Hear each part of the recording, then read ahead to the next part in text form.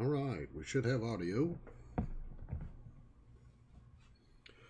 Looks like we got Third Air in the house, Tony Baker, Strictly Amps, and Ellensburg Amplifier Repair. So that's Todd at Ellensburg and Cliff at Strictly Amps.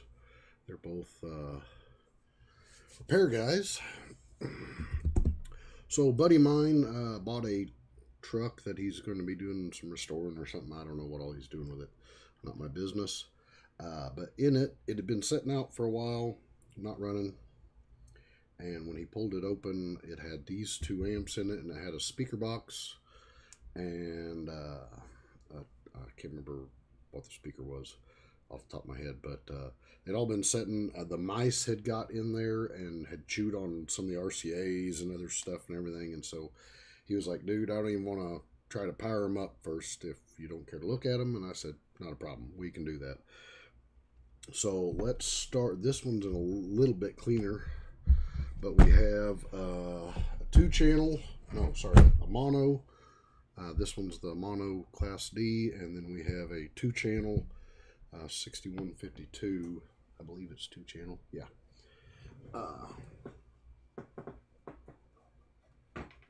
So let's start with this one because we need to get the junk off of it. And I go to this. Hello, everybody. Let's go ahead and get this. It's a mess of speaker wire stuff, and I'm just gonna get rid of it all.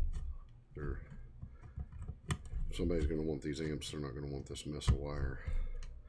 That's super short and all electrical taped up and everything else. So audio is on.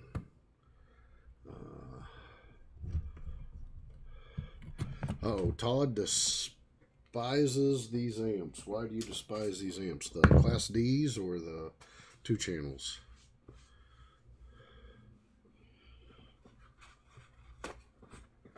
We're going to do a little cleaning and then we'll do just your basic tests. So if you got a amp used from somebody, this would be a good live stream to know how I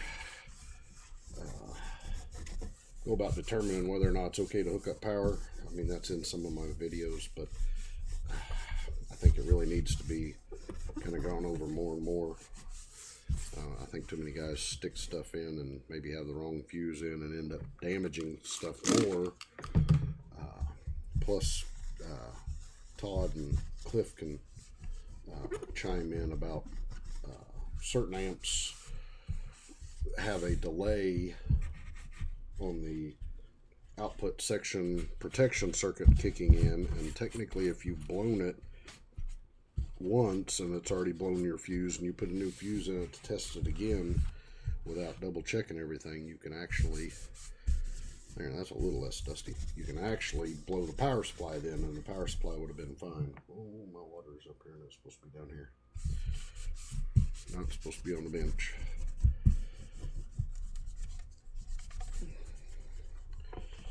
So, wiggling everything to pieces. Mono amps, they take a simple process and make it more complicated than it needed in their design. Okay, so we're going to start out. We've got battery, remote, and ground, and we got a fuse. So we get the old multimeter out in continuity mode. I can switch it to where everybody can see that a little better for a minute. And then we're going to check the fuse. Fuse is good. Now we're going to put our probes. We're going to put the black on the ground, assuming you haven't plugged into your meter correctly. In continuity mode in the B plus on the there. And we're seeing it's charging the cap. So it didn't stay beeping. It didn't do anything else. So that means the preliminary part of the power supply should be okay. To take these apart, you have to pull the top off. So This thing says no. This one, yes.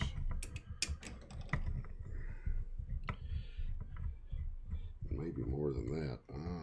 It's been so long since I did one of these. Fixed one of these years ago. Tony's got a 1501D in for repair.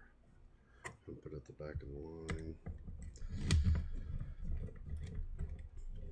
I want to say I had the Thunder 6000 Series 10-inch subs on one of those model amps. Yeah, I'm trying to remember what my buddy, he showed me the sub. He brought the whole thing to work when he dropped these off. And I cannot for the life of me remember.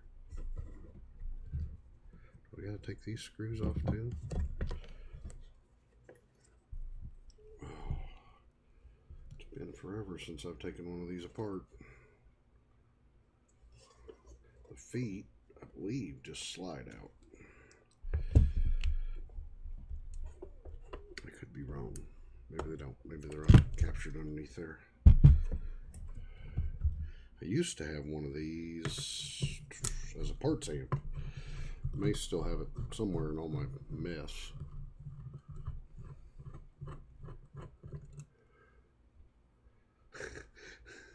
Cliff's listening, but he's working on a big 8K amp, putting all hundreds of FETs in there, dude. I know what you mean. It can get to be brutally painful on some of those bigger amps. All right, now I can't remember how to get these stupid things all open.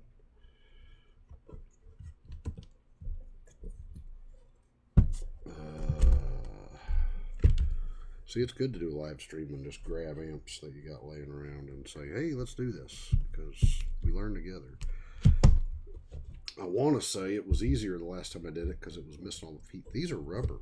Seemed like the last one I had metal or plastic feet. So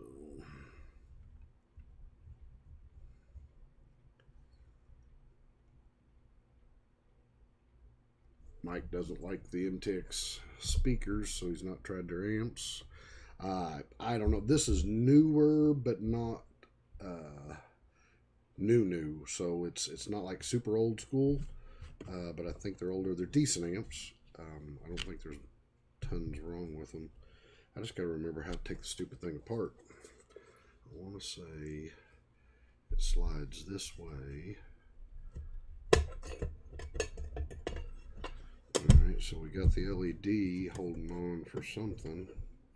Well, that took the cover off. So we'll put the two cover screws with it for now.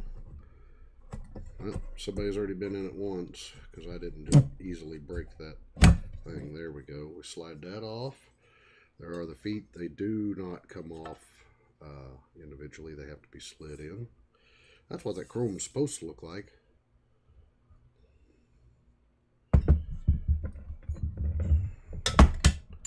Let's set all this to the side. Here's the LED. Will it come out easy? I don't want to grab it that way. Oh, it's a light pipe. So technically, it means we can slide this one this way. If we have all the screws down, maybe.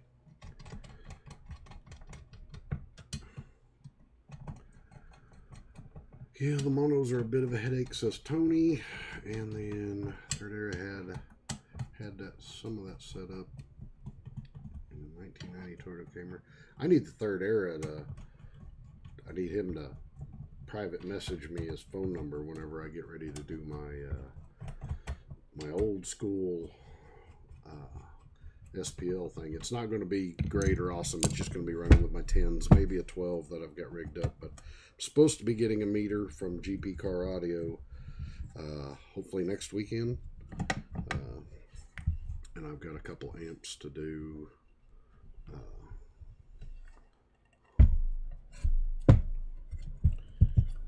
Won't break nothing. I'm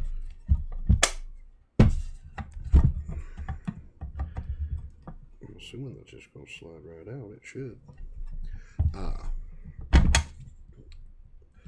Mine won't do any SPL. My old school SPL challenge is not going to do nothing great because it's either going to be with my two little bitty tins, or maybe a 12 in a ported box. There we go. All right. So all that work, and it may not have needed to even take it apart, but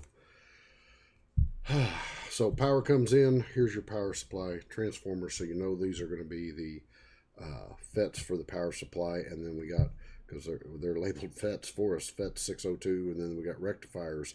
So that's going to be making it. So what we want to look at over here, since we kind of already tested this, I'm just going to test, make sure that there's no big beepies. A little beep and then go away is fine. And then we want to test the outputs. Like I said, a little beep and then go away is fine. And these amps may be all well and good. We may have to move on to another amp. A little header there for, I wonder if that's bias defeat or what. So that all seemed to check out good. There's the light tube. I don't want to lose it. So let's get some power over here to it. Look at that cover. Make sure ground is towards the middle. All right, let me catch up on the live chat here. So anyway, yeah, may need some secrets to at least make it to where it's, I can get up to at least maybe 110 dB on the old school testing, so I don't look silly.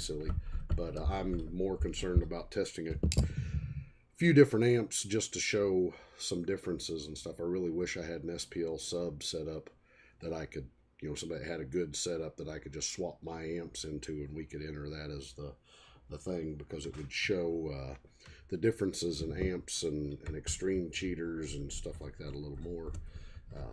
That was really my plan, but I don't have a good subwoofer setup for that. So let's go back to working. Oh, I just knocked my little Adafruit SMD ruler off. Those are handy to have if you work on stuff. I guess I better explain it a little more. It's got all the SMD sizes, so you can take your component and set it on so you know what size it is, and it has trace widths and different package designs on there if I can get it to not shine too bad. So okay.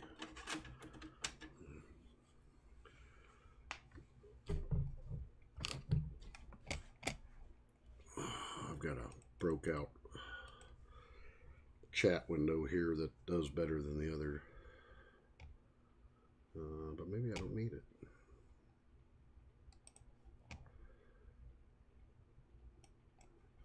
Never had MTX. That page shined right up. What year is that series? You'd have to look it up. Mike, like I said, it's not the old school, but it's not super modern enough to be Class D. But I mean, you got old school Rockfords that are considered Class D, or that are Class D. So we have power. This is the LED, and so we're just going to carefully power it up. And I need to turn the scope on so that can be going. It's pulling 1.2 amps. That doesn't seem bad. So I think it's probably okay. Let's see if we got some rail voltage. Very carefully go center leg to center leg. And we got almost 50 volts. Oh, it went red. Why did it go red? Is it supposed to be red? I don't think it was red at the beginning. Was it red at the beginning? Let's let it off and try it again. I wonder if we got doubler style. Or was it just red at the beginning? I didn't even pay attention. It just lit up. And then I looked back down and it was red.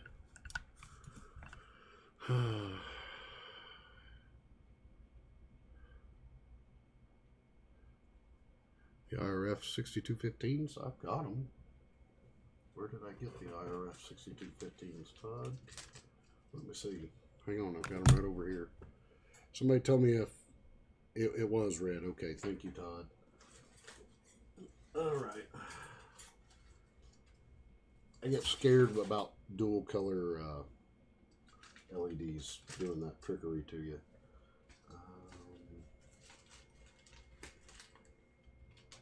There's 3415s.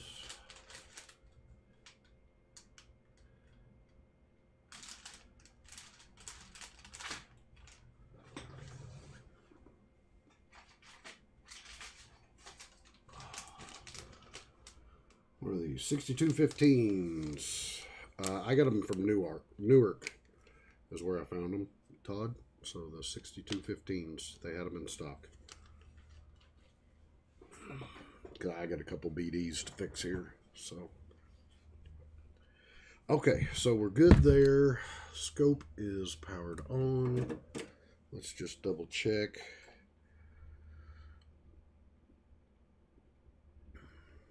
I don't even know what I got this set to.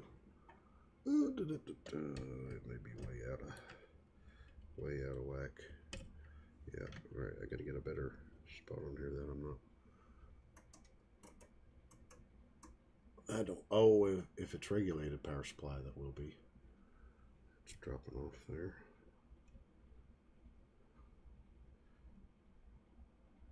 Otherwise, that wave looks weird. It may be regulated though. Looks like I said, just go ahead. Double check the voltage, make sure we're getting good voltage. Yeah, so that may just be dropping it off. You always have to be a little weird, a little off. Let's see here. It's the 495s. You can do it. I need, here we go. Sorry, I'm a bit scattered today. Oh, I've been a bit scattered everywhere. I hit over 1,000 viewers, and I still haven't got that video made. I haven't got a bunch of video made, and I told my wife, I said, I'm going to do a live stream because I can't seem to get my videos done. Here's my luck. I go to do a video of something I think that I can show certain repairs or do something with, or that should be a simple one to step through that would make a good video so that it's good step through. And that amp always ends up being a nightmare. Has the weirdest problems, you know, things that you would normally never see, all that stuff, and it just goes crazy. You know, and sometimes I do weird ones on purpose, like the big Sunbang. You know, it's got weird problems. That one was a wreck when I got it because it was a prior fix by a customer that a buddy took in on trade, and I don't know if he even bothered to look at anything. I think he actually stole some parts from it to fix some others, and then he just included it with a big bulk buy I got from him. So we have that. And then I don't know how good my test subwoofer is going to sound because I actually put it in a bazooka bass tube and pulled the speaker that was not the correct speaker for that bazooka bass tube into my little test sub. But I've got a new test sub coming, so we are going to power up the Alpine.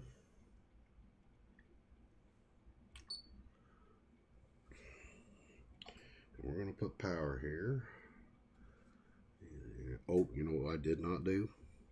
We are not powering yet. We need to look at all the knobs and switches and gains. This thing needs cleaned, but so we got an EQ. I don't know what that does. We got a crossover, low pass, full range, high pass. We want full range. We got frequency. I'm going to set it about in the middle when we do try the low pass. And that says RCA crossover, so I'm going to assume that's the RCA out. And then we got gains for left and right, so I'm going to work them back and forth a little bit. I'm assuming this EQ is bass boost, and then I'm going to set the gains directly in the middle.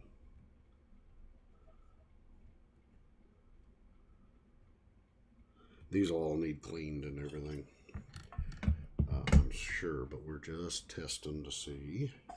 All right, we're putting juice to it. Does it have a bridged mode? Everybody remember these two are bridged. We're just gonna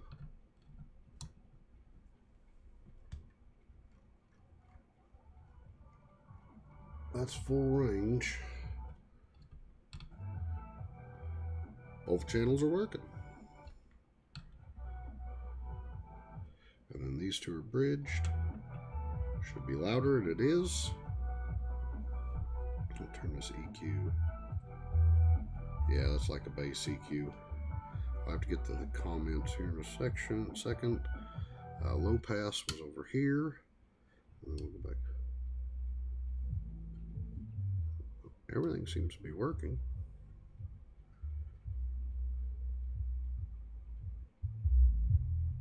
It uses the left gain.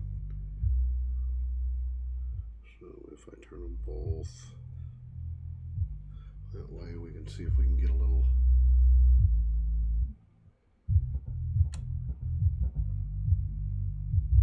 Oh, we're hitting my power supply limit on the little power supply. All right, we're gonna call that good. I'm gonna get a bag because I want to clean all this. This thing's been setting. I'm gonna put all this in here. I'll do all the cleaning and all that fun stuff off camera. I ain't gonna bore everybody with that. These are all the parts for it. I'll put the parts with the other one too. There's the cover. So that was good. I'm gonna kill the power. All right. Juried Engineering is a good place to go for some obsolete components. Oh. Bunch of resistors there. Okay, so now I can go through the chat again here. Mauser won't have any. I had problems finding op amps at Mauser.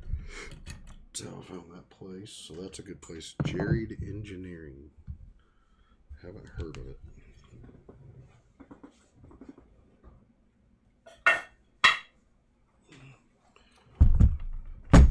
Alright, let's go back to overhead as we take this apart. And then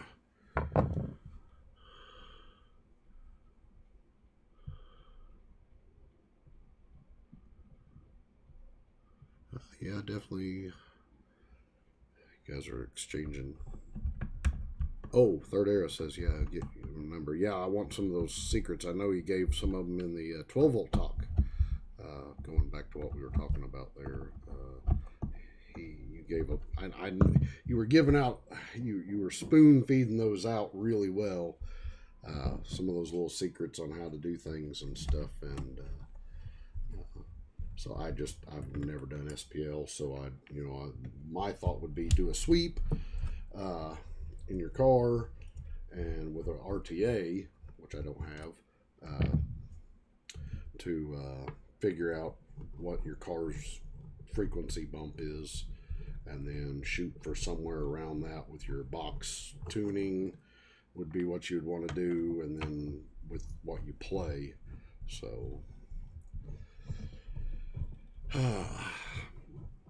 but that's as much as I want.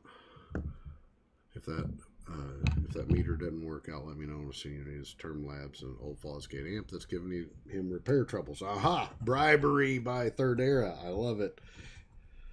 Yeah, I got a meter I'll send you, but I also got this amp I kind of need looked at. Hint, hint, nudge, nudge, wink, wink.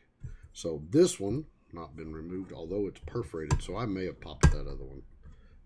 This has got moisture.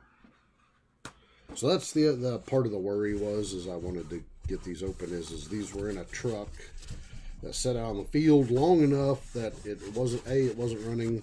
We've got some rust here. It got mice in it and stuff, so your first worry is that it may have got rained into. It could have just accumulated moisture somehow, even if it was way away from the amps. If it got in the floorboard and then it got hot, if the windows were up, and it condensates and then does that, and it's going to condensate on stuff like this chrome. And so we want to. That's why he didn't want to just power them up and wanted them looked at.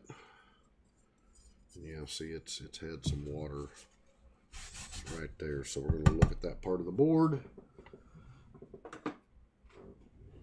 as being critical. So let's see. Third era. I need to make sure. Okay. That looks to be like we're still good. We are still streaming, right?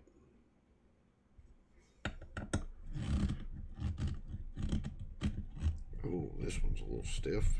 I may have got moisture in there too.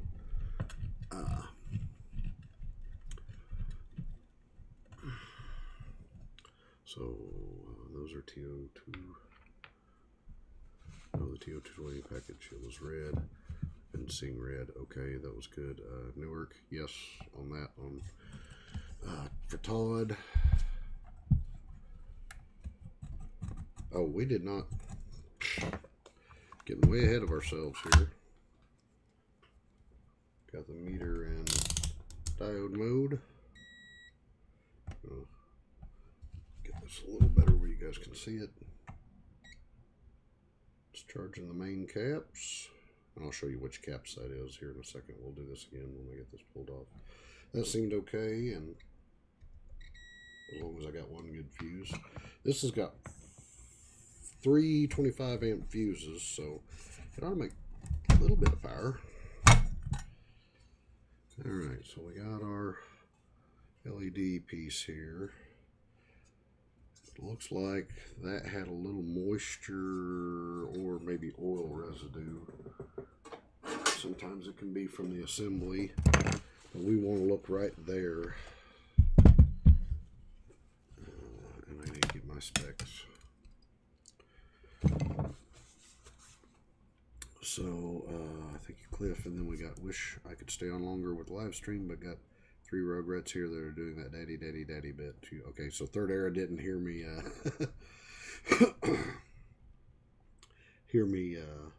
catch his little sneaky deal there. I get lots of guys that like those little sneaky deals. Of course, I'm a barter and trade kind of guy a lot. I like to do that. You know, somebody else is way better at something than me, and I'm better at something than they are. And we swap some labor and skills and etc. That's the best way to do it. It's cheapest for everybody and gets everything done.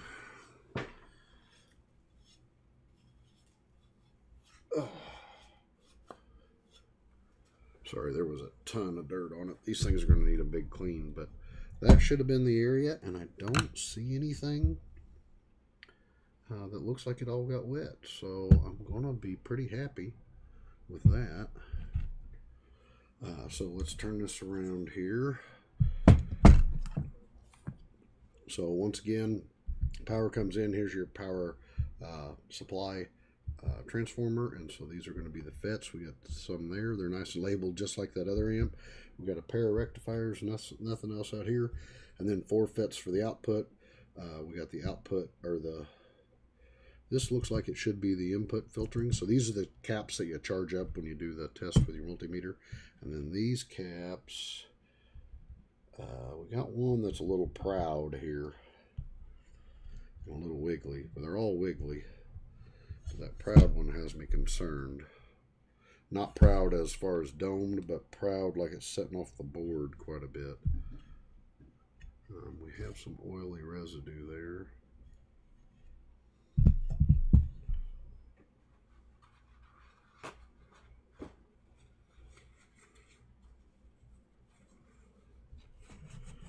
It looks kind of oily on the end, like it got WD-40 or something here on it. I'll have to clean that up.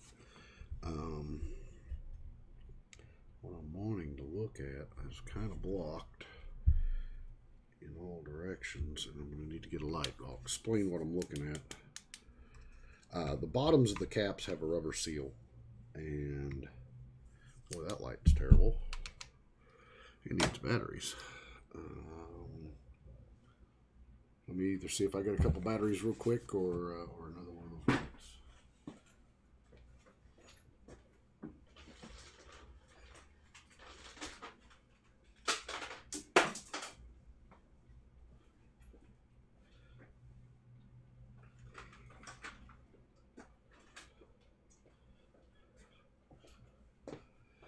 I just shot batteries out everywhere, but because it was a brand new pack I had to open.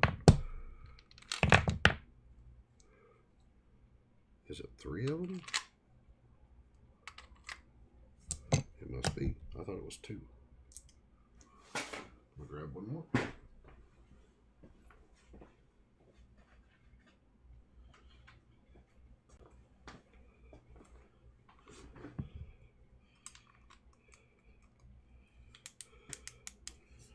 If you guys like, sorry, if you guys like these little snap-on lights, they got an ultraviolet also for working on cars. Built-in magnet back here. You can see that. I got these are snap-on. I got them from Scott. Is it Dillebeck? I don't want to say his last name wrong. But Scott D. You'll see him on the Rockford and the old school stuff and everything. Might be a little... Okay, yeah, so there's an air gap there. So what I was worried about is that this cap had went bad and pushed itself up, and it'll pull on the legs. The legs will come out from the capacitor wraps that are in there and stuff when that bottom rubber seal comes out. And actually, I've got a cap here. I can show you. So, see, that is the rubber seal. And so sometimes when these go bad, instead of popping out the top, they actually push this rubber seal out, and they'll push so hard that they'll start to pull the legs out and everything else. So I just wanted to make sure on that one. I could see daylight underneath there, and they actually just soldered it in instead of having it flat with the board. They soldered it in a little proud like that. So okay, we're going to test the output FETs and the power supply FETs just in case. That's okay. Like I said, the beep went away, and it's going to redo it because we're charging up these 2 caps backwards and forwards as I go across here. And that's plenty fine. On amps with smaller caps, it beeps really quick. So I think I was saying, you guys are getting a taste of my ADHD squirrel here. Output filter caps.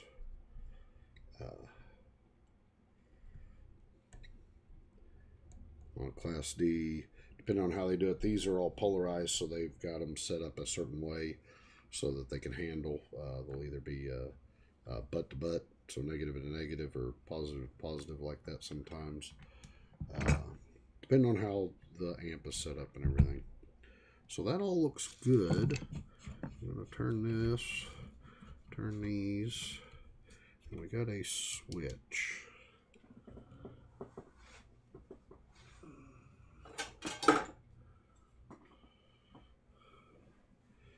I do not know what that switch is for, but that switch has a tiny little hole to push it in. So I'm going to leave it back out like it was. We got gain, so we're going to move the gain back and forth. We're going to set it in the middle again. So my test speaker right now also is only 4 ohm. The EQ we're going to turn all the way off, and the frequency we're going to set to the midpoint.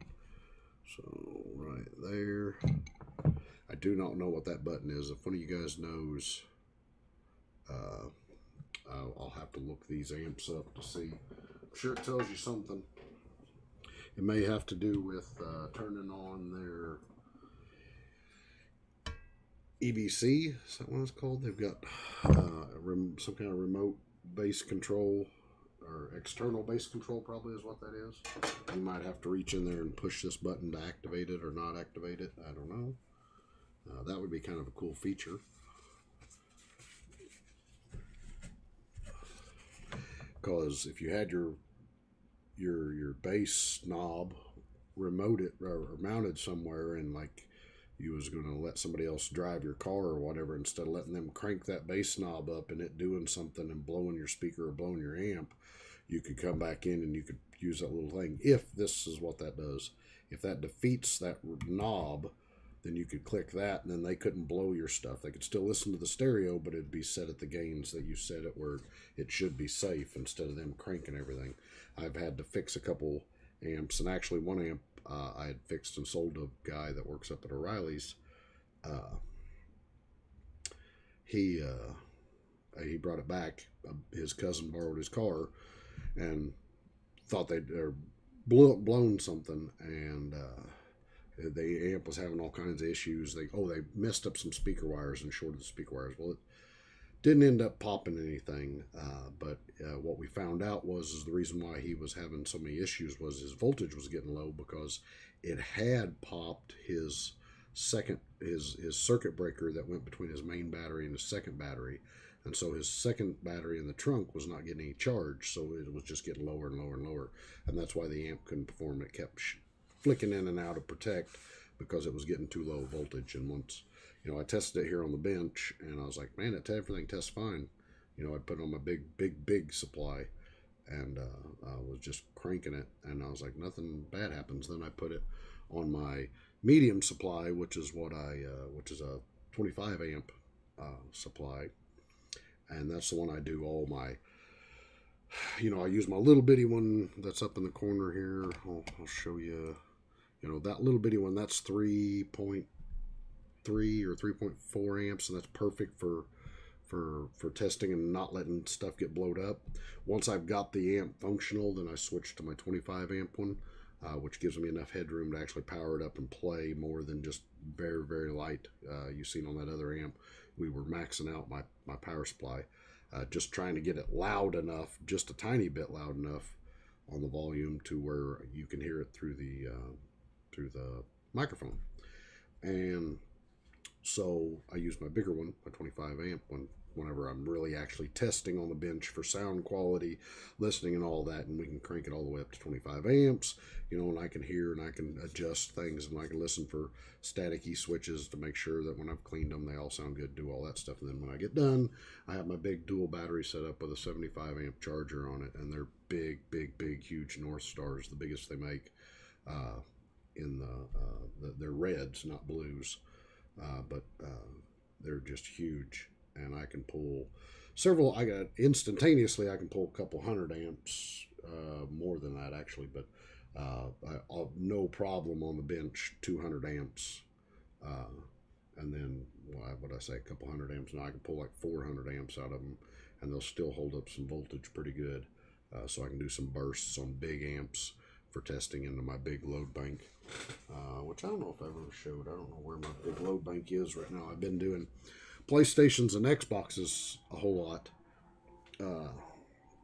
just because nobody can get the new ones, and everybody's still desperate to play, and the old ones, the PS4s and the Xbox Ones, haven't been produced in, coming up on 2 years, or a year and a half now, or whatever, and so everybody's having a panic, because they ain't got nothing to play, so they're selling well, and then they're needing fixed. And so I've been doing a lot of that. That was a big deal during the coronavirus height of that, because everybody was at home and people wanted stuff to do. I've got a hold of several broken ones and sold them to lots and lots of parents that were just so extremely happy that somebody was selling a working one, because theirs was not, and I actually would knock off some money to get theirs if they had one, but so their kids would have something to do, because their kids, being at home and doing homeschool and all this, it's driving a few parents out there crazy.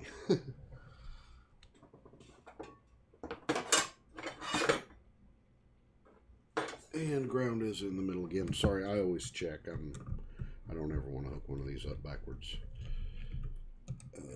So we'll see if it'll power up. And get the remote wire in here. All right.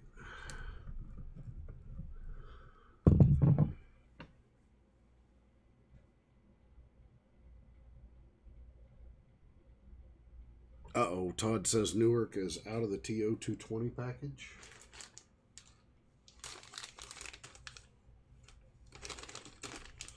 Well, that's what I got. It's a Newark. They are the TO220 package. You can see that. It was the IRF 6215 PBFs. I don't see a special, you know, like Mauser's got their own part number for everything. Didn't see nothing there, so they may be sold out. I don't know. Maybe I got lucky getting what I got when I did. I want to say I have another bag of them somewhere. I think I got like 32 total. So Todd, if you just really are screwed, holler at me. I know you can message me, and if I haven't given you my number, I'll give it to you. But I can always put some in the mail to you.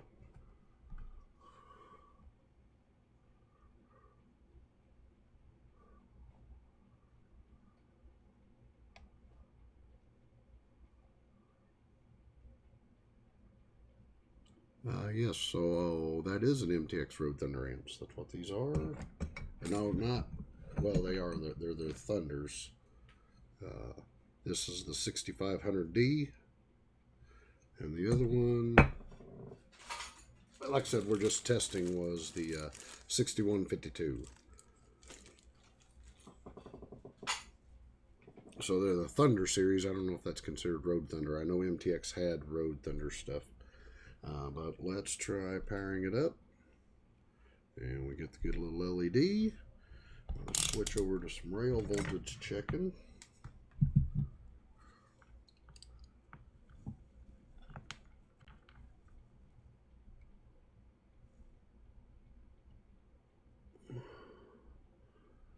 Oh, you guys can't see that. Let's get this down here where you can see it. And see if I can get my arms in the right spot. Always be careful when you're probing these rectifiers, because if you slip and short, you will pop stuff.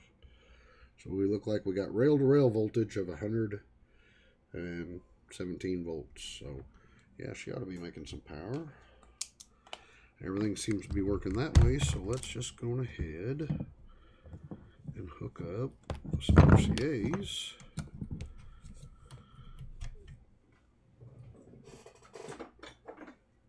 Let's look and see. So these two are positive, these two are negative, and they're going to be internally connected there, so we just need to hook to either pair over here. Because it's a mono output, it just has two sets of connections, which is really good, because if you're going to run these things hard, any amp that has double connections, always try to run two sets of speaker out, leads out, use both connections out to your speakers and split that load evenly. What that does is that halves the amount of current. Instead of just using one terminal to run all your subs, you're using both terminals, and that halves the current on all the traces and stuff right there and on these terminals, and keeps it from tearing up and melting these terminal blocks. I don't know how many times I've had to look for replacement terminal blocks and stuff where people have melted stuff down. And then use quality connections on your battery and your ground to make sure you get plenty of power in there with no voltage drop on this style.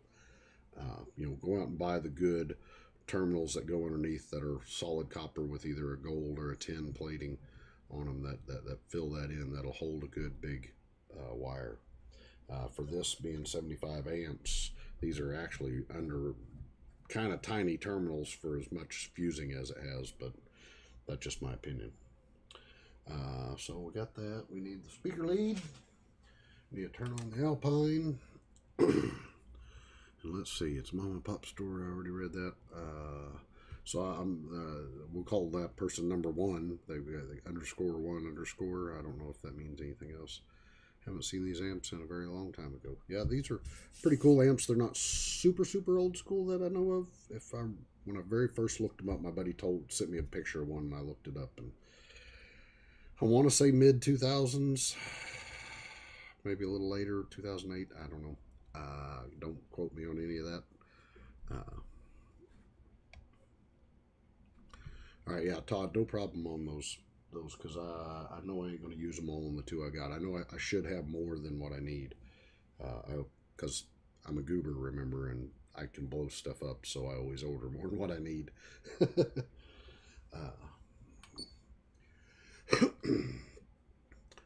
So I don't know what everybody else has been fixing. I don't know if like Todd and the other guys get into fixing anything else. I like amps, game consoles, old computers, you know, dash consoles, parts from cars, ECUs. I do anything and everything. Just because I hate paying full price and I hate seeing stuff getting scrapped in the salvage yard. So we should be coming on here. This is all greasy. It's going to have to be cleaned. Oh, I don't have it turned up at all.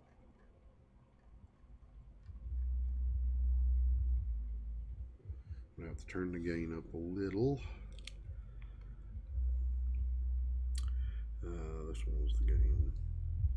So problem right now I have is because my test speaker is only a 4 ohm. That's not very good for these mono amps. And my radio is only a 2 volt output. I did have and I still have it, I had a 6 or an 8 volt output Alpine. The problem is it didn't have, there you can hear the sub, there you go. The music finally got to somewhere that was a little bass heavy. I forgot we're not going to hear all the music. So yes, that one works. So I'm going to get rid of these. This isn't repairing nothing or doing anything. This is just showing how I would test them real quick. They're going to get a real good clean, get reassembled.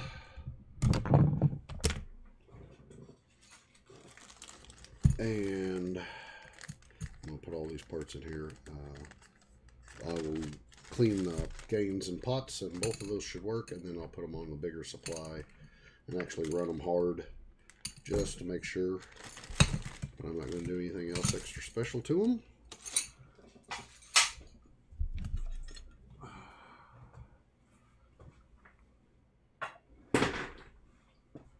Let me grab something here.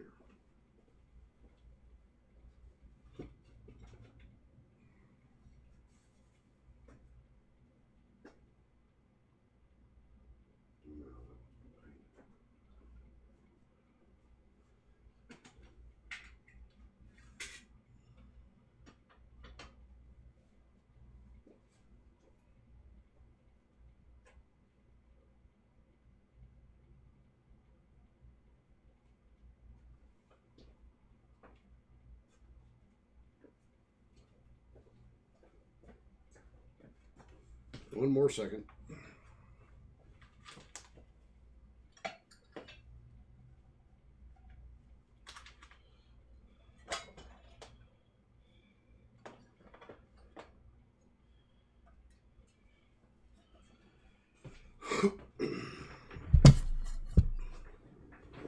Punch 75 HD that I got in. It needs refinished here. Well, there's its plug, and its plug looks like it's been spray painted or whatever. This one's in really rough shape. Only got one knob.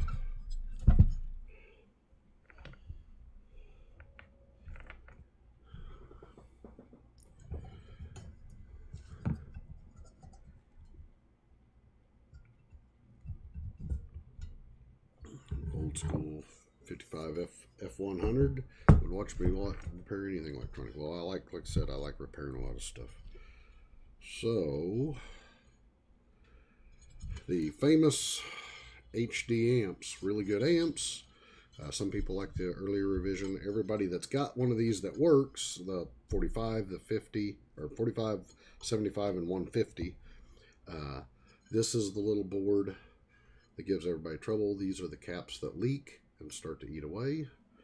This one does not look like it's eaten away, but it does look filthy dirty. Oh, it's been damaged. Oh, I don't know if you can see that. See if we can get the glare off of it. See that broken cap right there? There's supposed to be some other caps and stuff. Oh, the traces are a little goofed. Maybe that is from stuff. Something ain't right there. I'm going to have to compare that one.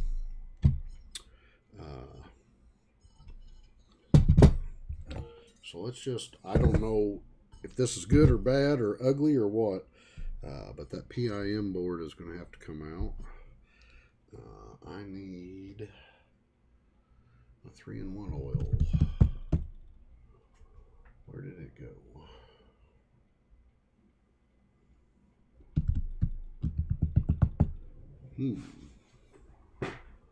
Where did it go? Where did it go?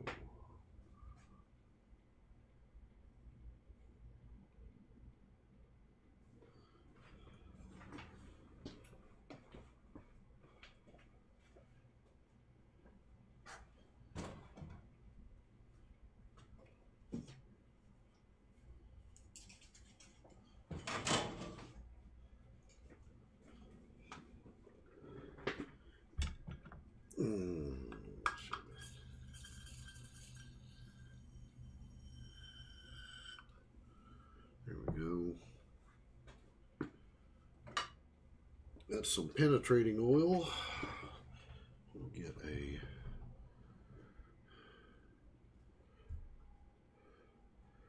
little bit of that on each of these screws right here, because we're going to take them out most likely.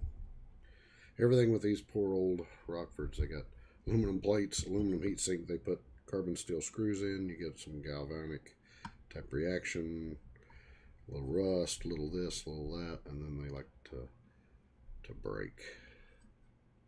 So always, this one has got broken off screws, and all 4 screws broken off. So this heatsink will definitely be getting a bunch of work. I had done some footage of cutting some of those out and lost it on the one hard drive that I had puke on me. So this would be a good one for me to redo that footage on. I've had to kind of stop my punch series because that hard drive had a bunch of my stuff from all these amps on it. And I'm going through all my stuff going, well, did I have, how much video of that did I have? What did I lose? And really I ended up realizing to myself, it doesn't matter. I don't have it now. It just needs to all be redone. So we're going to go take this harness that somebody has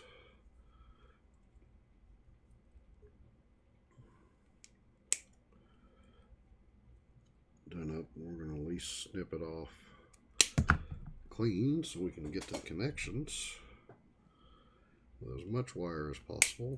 I don't have to do this. I have these harnesses and I can make these harnesses. Actually have all the stuff, but all the ones that end up like this I save as test harness. This will just be a great test harness.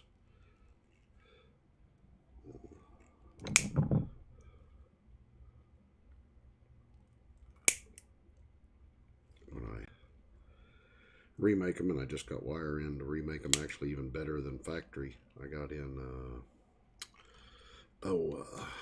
they come 16 gauge I think, but I got 14 gauge GXL or SXL wire to up the gauge on the speaker wire size and everything for all of them, especially the Punch 150. But it's got the really high quality super thin insulation in comparison to the OEM. That was a utility style wire, but got the ones so that we can upgrade the speaker wire size a little easier, keeping the factory colors. Of course, you can always just, I can always just build one with aftermarket speaker wire, you know, some Stinger Pro, all copper, nice, in 14 gauge. Might even be able to do something fancy and get some 12 gauge in there, but it's not really needed for a Punch 150.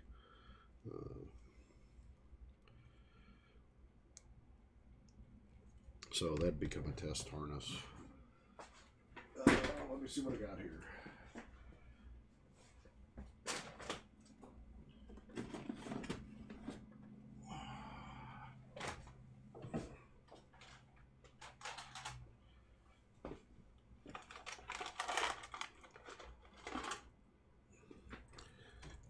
Oh, sorry, I just hit the camera. Yeah, there's a couple of, or there's a made-up harness, and then there's my other test harness, and that one's actually pretty good thing, but there's one that's made up.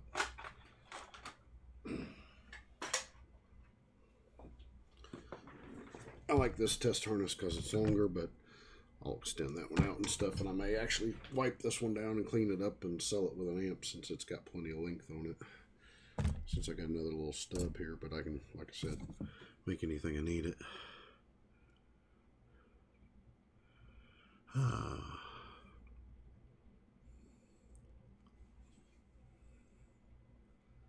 Tony does amps and then head units and house receivers.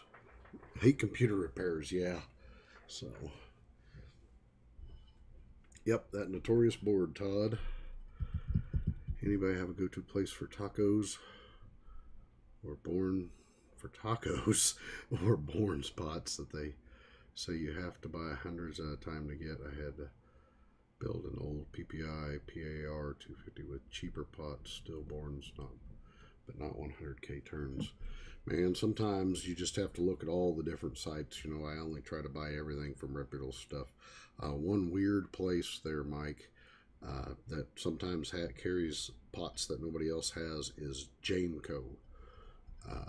Jameco Electronics, and it's a reputable electronics distributor. I found a few pots there. James says, I've seen your Xbox One repair video. I'm having trouble with mine. I would go out and plug in the wire to the back and then into the wall. It would work. Then my Xbox One was shut down. The end was black on the power brick wire end. So you're saying the AC plug, so it sparked or arced when you plugged it in? Yeah, something's pulling too much. What you need to not have it plugged into the Xbox, plug it in, and then you should very carefully be able to read, because you can see it, find them on the internet. It'll tell you what's 12 volt on that, and get a reading to see if it's putting out the right voltage. That Xbox original power supply that I did was not putting out the correct one, so the whole problem with that Xbox was pretty obvious. That it was a bad power supply. And then when we opened it up, we found swollen caps, which was pulling down the power rail. Replaced all them, and instantly it was back up to full power. A lot of times they get so bad, especially because those Xbox original power bricks have a fan in them and they move air, that they'll end up popping MOSFETs and stuff, and you have to repair more.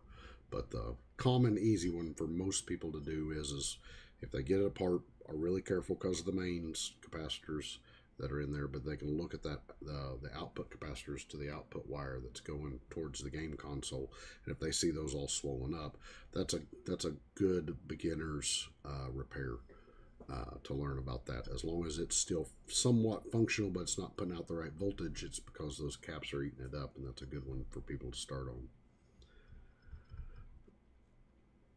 Oh, Cliff's got to get some sleep. Oh, and yeah, you're welcome on that board, Cliff. I sell the PIM boards. Let me see if I got one up here.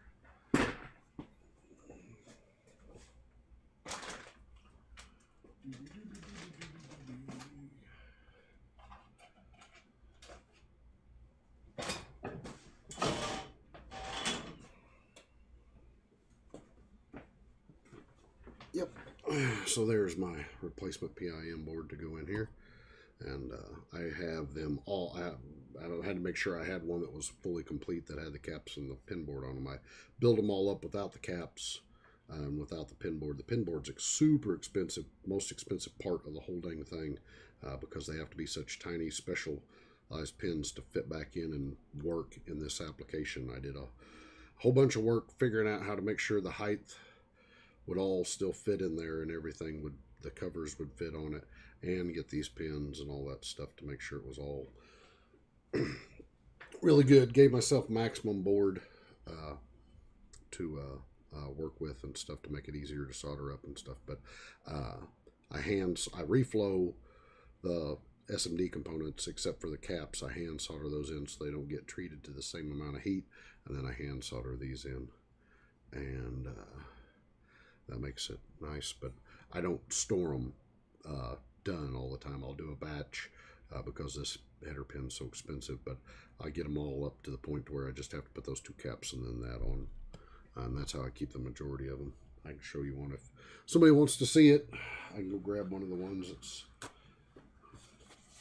considered almost ready, and it only takes 5 minutes of board or less to do up the rest of it. So that'll be what goes in here if everything else is all good.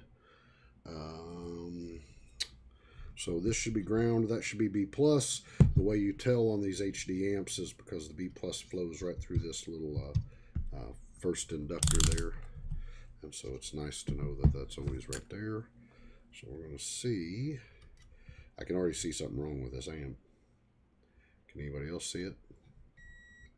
So, yep, that first cap charges, but I look right here and look. I don't know. Oh, you guys can't see. Let's see if I can zoom you in. So here's the other thing that starts happening with older amps. Ba-bam.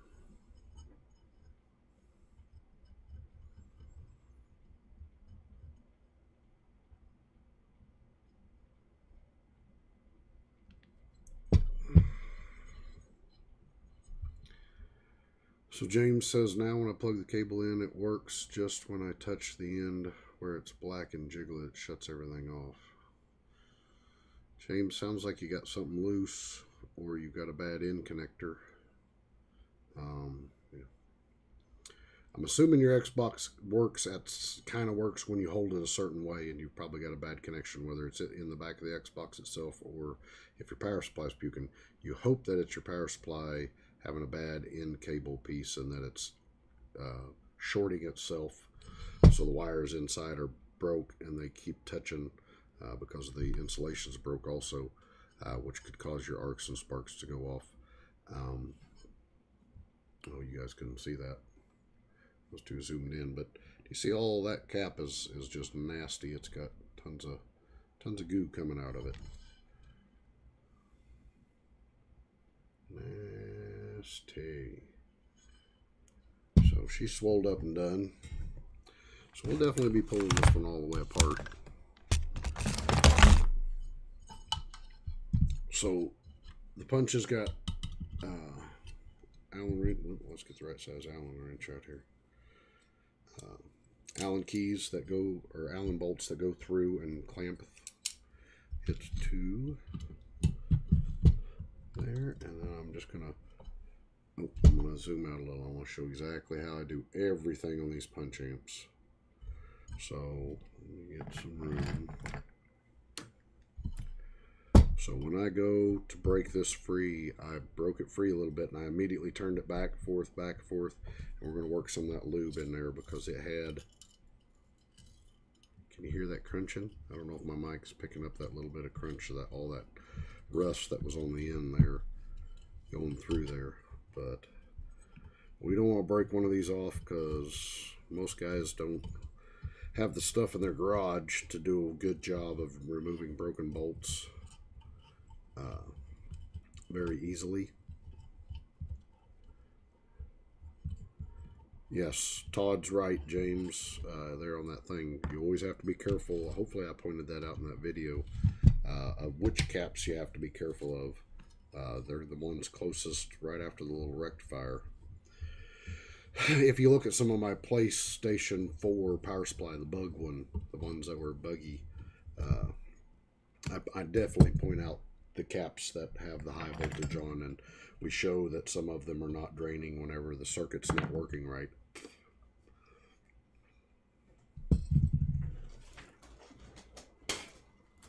Ugh, had a bug fly in my mouth, sorry.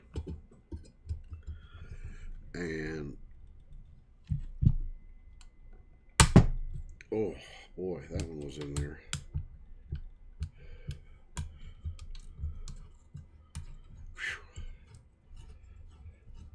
That's why you got to be real careful when you're doing these. Like I said, work them back and forth. These little ones are 440 screws, and everybody breaks them. Obviously, that's what they've done with this one. But what I'm going to do is I'm going to get this thing all fixed, up and functioning, and then we'll restore part of the heat sinks and stuff, and get this colorized back in. It won't be perfect, but it'll look good in an install. And I'll sell it that way. It'll be, this one's been refinished. I don't want somebody who wants a wall hanger or have a perfect one to have any stretch of the imagination think that this had the original finishes on it. The ones I do, I want people to install and use. I don't want them to necessarily hang it on the wall. I want them to rock that old school setup. I plan on using a Punch 150 in my truck. I've got my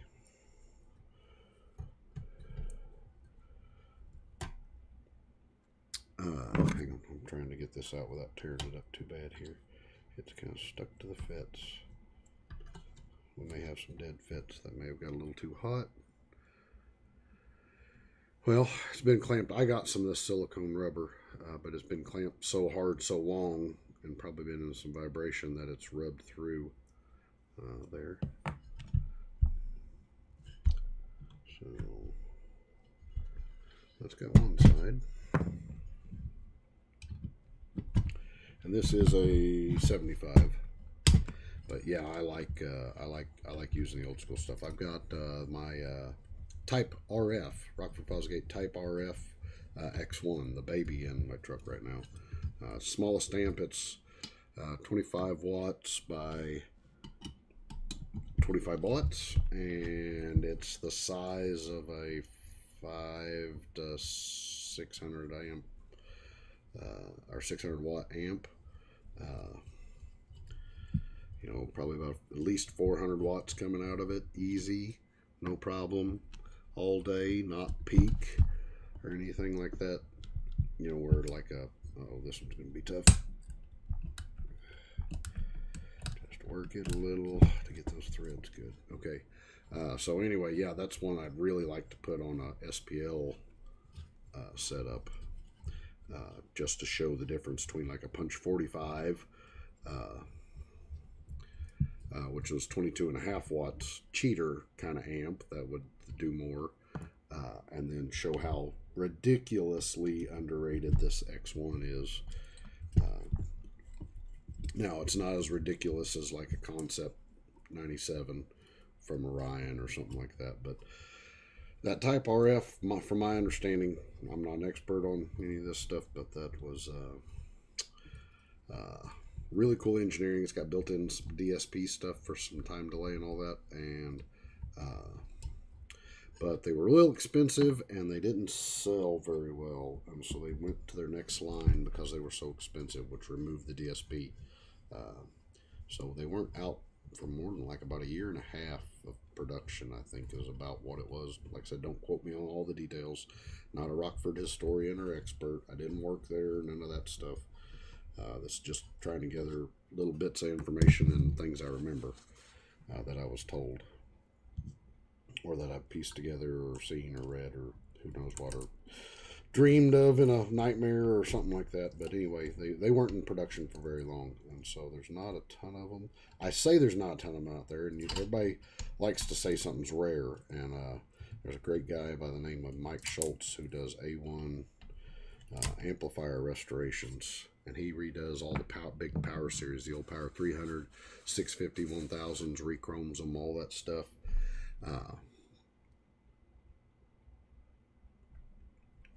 You want, now this is silicone pad, Tony, is not a thermal style. This was just a plain old silicone foam pad. You get it in big sheets and you have to cut it thin to fit on here. I got it from a Master car. It's the exact same color too. It's like for making gaskets and stuff like that. It's a rubberized silicone foamed silicone. That's what's on these amps. It's not a heat style pad, silicone pad.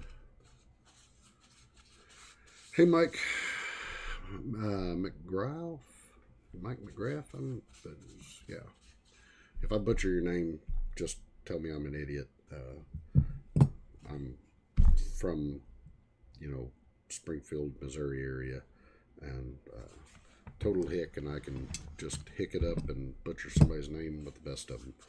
And you ain't gonna offend me. I've had people with huge southern accents say, "Oh, y'all is them hicks from Missouri," and laugh at my accent when they had a big, huge southern draw. And I've had New Jersey guys think I was some kind of country bumpkin, and they were worried when we were at a restaurant that I wouldn't. It was an Italian restaurant, that I wouldn't be able to find something on the menu that I liked, because I guess I had such a southern accent, and I was like, well, it's everything's okay, but the wine menu sucks because there's no moonshine on it, and everybody got a laugh out of that. So they kind of they kind of quit giving me crap after I started cracking a few jokes about how I was understanding that they thought maybe I might be uncomfortable, but I guess I have a heck of an accent sometimes. So this is really cool. I want to go over this. I'm going to read the comments real quick. Ouch. It's like old audio pipe amps that use the M3 Phillips screws that hold the transistor tie downs in place. Yeah, they can break right off. What's my eBay name, Mike McChick? I do not sell amps on eBay. I sell them only in the groups where people know me on Facebook, and then through Facebook Marketplace, face to face. And then I can show, that way I can send videos to somebody that it works. I don't trust eBay. There's too many scammers on there. Like I said, and then if somebody's going to buy it, it's publicly in those groups. Those guys know me. They know I have a channel. And then I can either send them a video of it working, and then I pack it like for war. And that way I know when it gets there, you know, that guy can't somebody can't yank me around or try to scam me. I don't have time for that. So I just limit myself to how I sell them.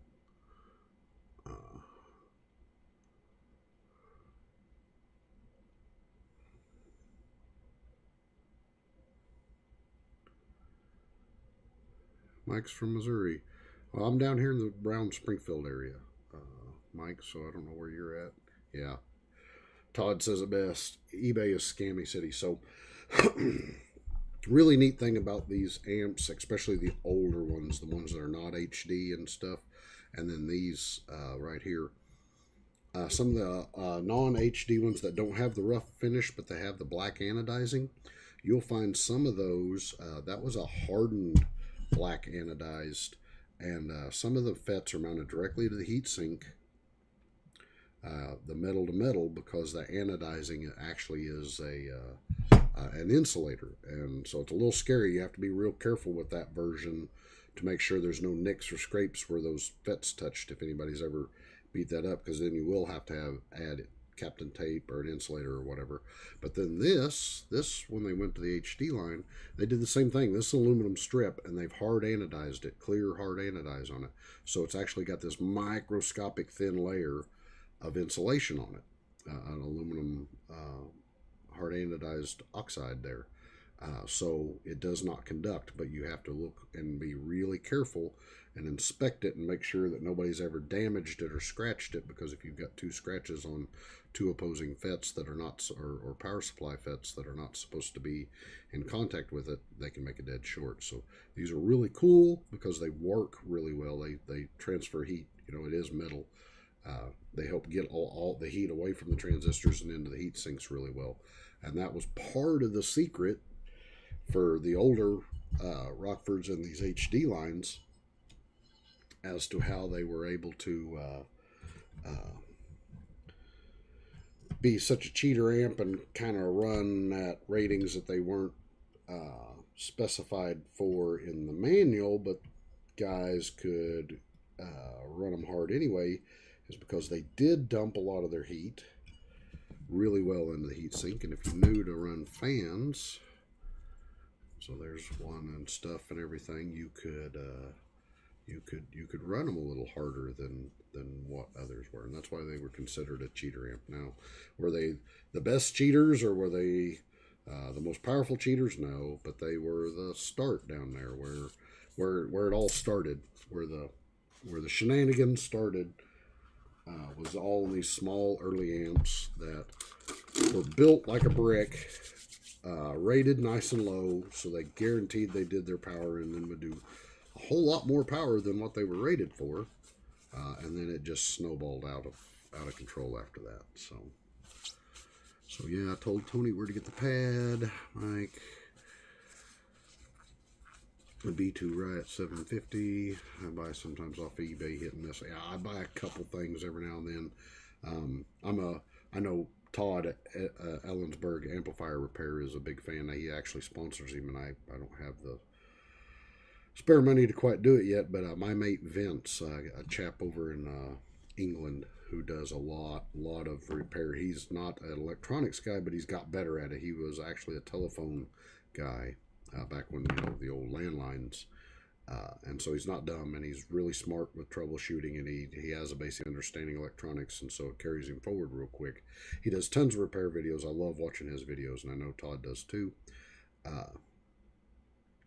But he buys tons of stuff off of eBay, and he's always, if you watch his videos, he's always trying really hard to look at the descriptions to see if the seller seems like they're a legit person selling the item that he's trying to buy, that he's wanting to repair, because he's bought stuff before that's been like a lot of a lot, L-O-T,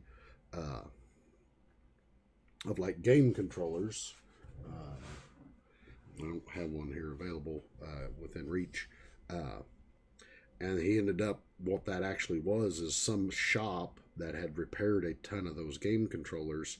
All the junk parts that were left over, they stuck all back together and rebuilt several controllers and sold them on eBay.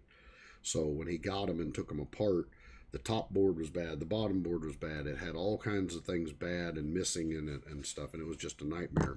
And so he spends a lot of his time talking about the description. He'll always show the description of what he buys on eBay and why he thought that description might be a legit seller, so he'll be the first person taking it apart.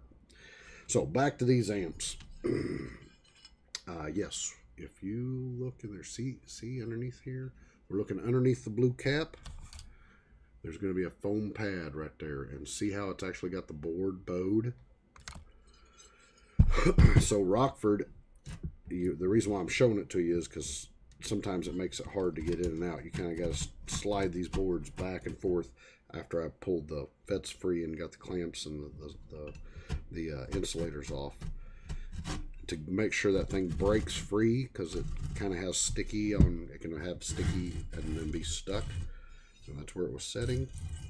But you want to make sure you get it free and the board relaxes a little. But they put this foam, and they put different styles of it. This one's one of the super firm ones, which is why it's kind of got that board bowed. But they did that to support, to keep the legs from cracking. People were mounting these to their speaker boxes and weren't building good speaker boxes. You get lots of vibration and flex, and they'd get a little bit of flex, and they were having some problems with these legs on the transformers and the FETs and stuff breaking and things. And so their solution was just a foam pad to put some pressure on the board. They might have been a little overzealous on this one because it did bow it a little bit, but you'll see other amps, lots of old original Class Ds didn't have mountings through the middle of the amps on a big amp, and they would wobble in the middle and it would break all the FET legs. And so then they started adding supports, but some of them you'll see they've just added foam pads all the way down the line, the amp, and to put a little bit of pressure on there and to keep that board from doing a flex and breaking the FETs and stuff off that's on the sides.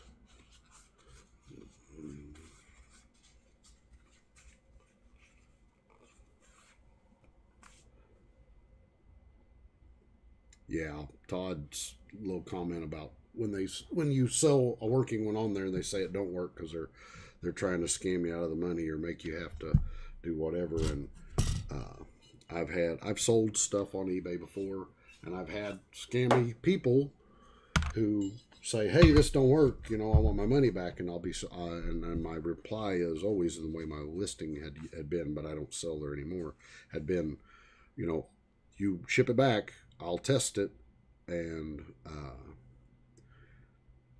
when it's truly not good, then I'll refund your money. And everyone so far has never decided they wanted to ship it back because it did work. They were just trying to scam it, and you just have to be willing to refund their money if they ship it back, because that's what eBay wants you to do. And so you just tell them that, yes, all you gotta do is ship it back, but once we get it inspected, we'll refund you. And they know that they can't do that. Now there's some real scammy guys out there that'll try to swap stuff and everything. And if I can get one out here.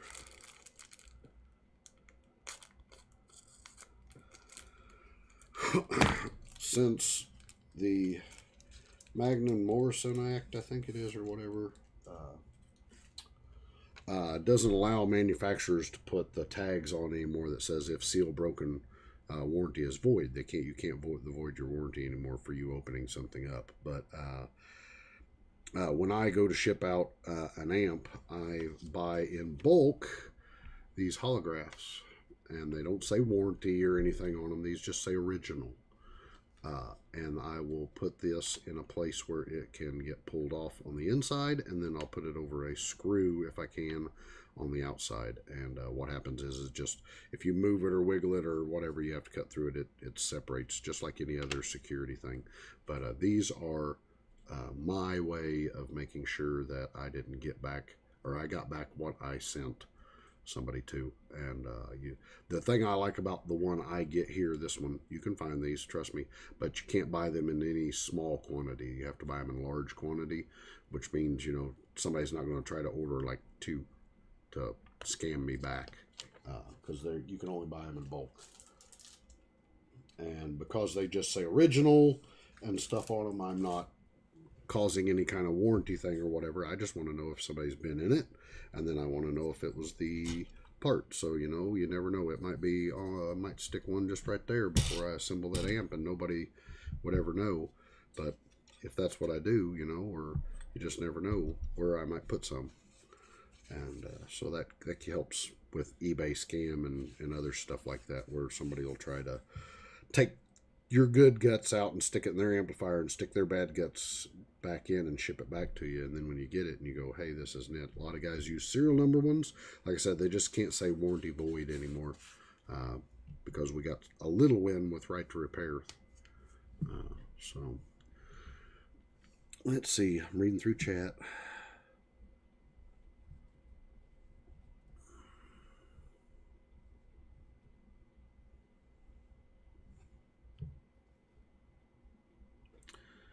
Mike McChicken. Well, I'm assuming your last name is maybe not really McChicken, but it might be. If it's I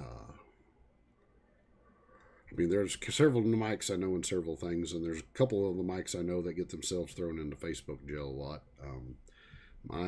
Well, that's actually something for my 1,000 subscriber video, but I got a special Facebook thing for all this stuff, but that's secret.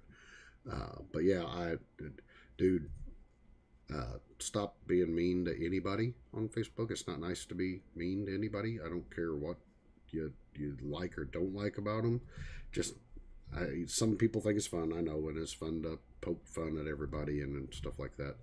But you know, it's not worth losing your Facebook privilege where a cool amp that you've been wanting really bad goes up for sale and somebody else gets it because you decided you wanted to get yourself thrown in Facebook jail. And that's the way I look at it. But doing that stuff is not worth what I might miss on as far as a really good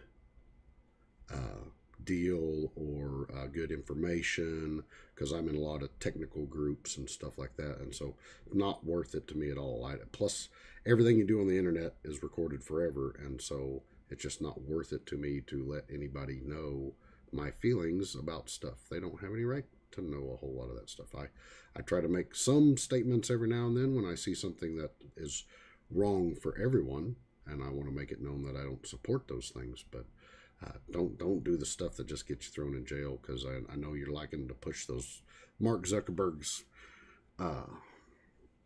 buttons, but like I said, man, what if your dream amp came up for sale while you was in Facebook jail, or your whatever, you know, and you'd just be like, ah. So we've got some dirty stuff there, so we need to test FETs first, because all that could be wrong is that we need to fix this. I always refresh all the solder on all these rectifier diodes here. That's a weak point, and actually you can do an upgrade to these if you're really going to punch it up. We're going to take this out, but I need to check, because the only thing wrong with it may be that, and then this tore up board a little bit, and it may be ready to rock and roll and play some tunes with a clean up and fix of the heat sink. So with that being that way, I'm trying to remember if that is C6. And yes, C6 is part of the power filter with this, so I'll probably replace both of those. I think I carry almost all the caps for the 45, 70, excuse me, 75 and 150 normally, but I don't know if I have enough in right now. I've had a lot of these amps that I bought because I was doing all the research for this and doing stuff for those videos, and like I said, I've got several of them I fixed that were in videos that I lost the footage of, and now I had to buy a few more. This is one of the ones I bought just so I'll have some stuff to take footage of, and this one's a perfect one to do the redo the footage of me taking those broken screws out. So to make a video and to keep that series going, I've had to buy a few more amps. Not that it's a big deal. I like these amps. So.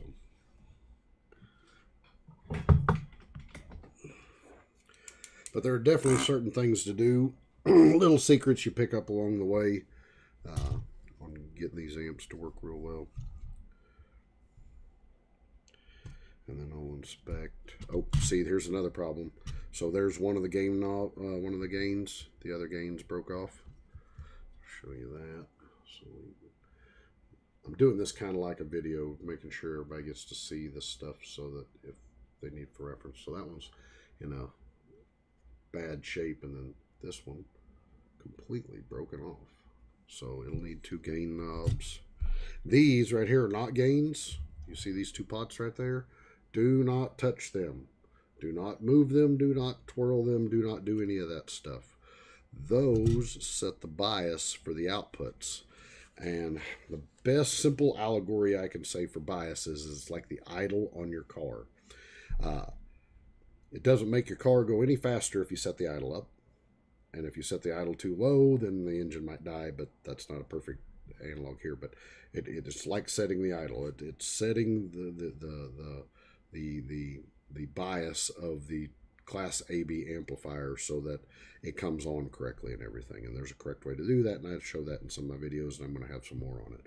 But it will not make it make any more power. All it will do is make it overheat and blow up if you crank them up too much.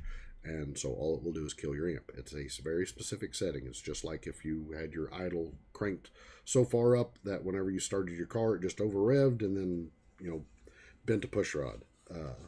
It's bad, bad, bad. So do not mess with those. So we still got to check the FETs. And then I'm going to take this cap out because I want to see if there's damage under the board here. So we're going to get the fart gun out. The Heiko, and I love it. And let's see. Oh, Mike can still get in the marketplace, so he must have made him a couple of accounts. So yeah, there's lots of guys out there that do that too. They like to be snarky on one account. Oh man, it's not wanting to go very well. We need to get a little extra solder on there. They like to be snarky on one account that they don't care about, so they can get their giggles, and then they'll have a backup account. So to each your own. I'm not here to judge or anything. I just, like I said, I don't have time to manage too much extra stuff, so I just try not to. I'm a big enough jerk all the time anyway. I don't need to broadcast it out to all my friends and family on Facebook. They already know.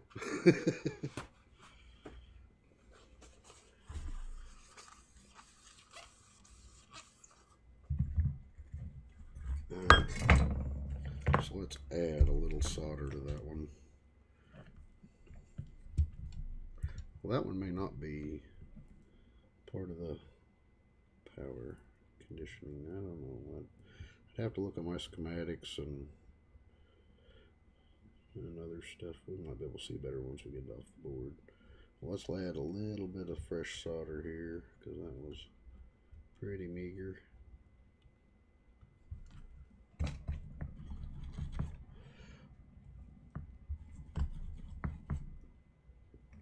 So I want to say something. See how my tip is nice and clean? Let's see if we can make it focus better here.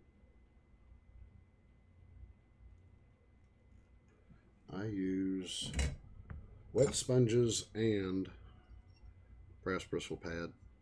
Get this brass bristle pad. Keep your soldering iron tip really clean. You know, you take your tip and you run it in here, and not only does it clean the tip area, but it keeps all this back here clean. Keeps more than just the little surface area clean. It keeps it all the way back here in case you need to lean that tip in and stuff. I see so many other videos where the guy's soldering iron looks, his tip is just so heavily corroded with stuff, and it's just like, dude, get one of these, clean your tip, and then his desoldering would actually go better. Not necessarily talking about all YouTubers I mentioned before, but I've just seen other people working on stuff in videos, and their soldering iron tip is just terrible, and they wonder why they're struggling to get heat into a component. And it's because their soldering iron needs cleaned up and taken care of. Tips will last a long, long time if you take care of them. So, Todd said, Vince is a great guy, has come a long way in repair skills. Yes, he has. And he gave you, it did your channel. But by the way, Todd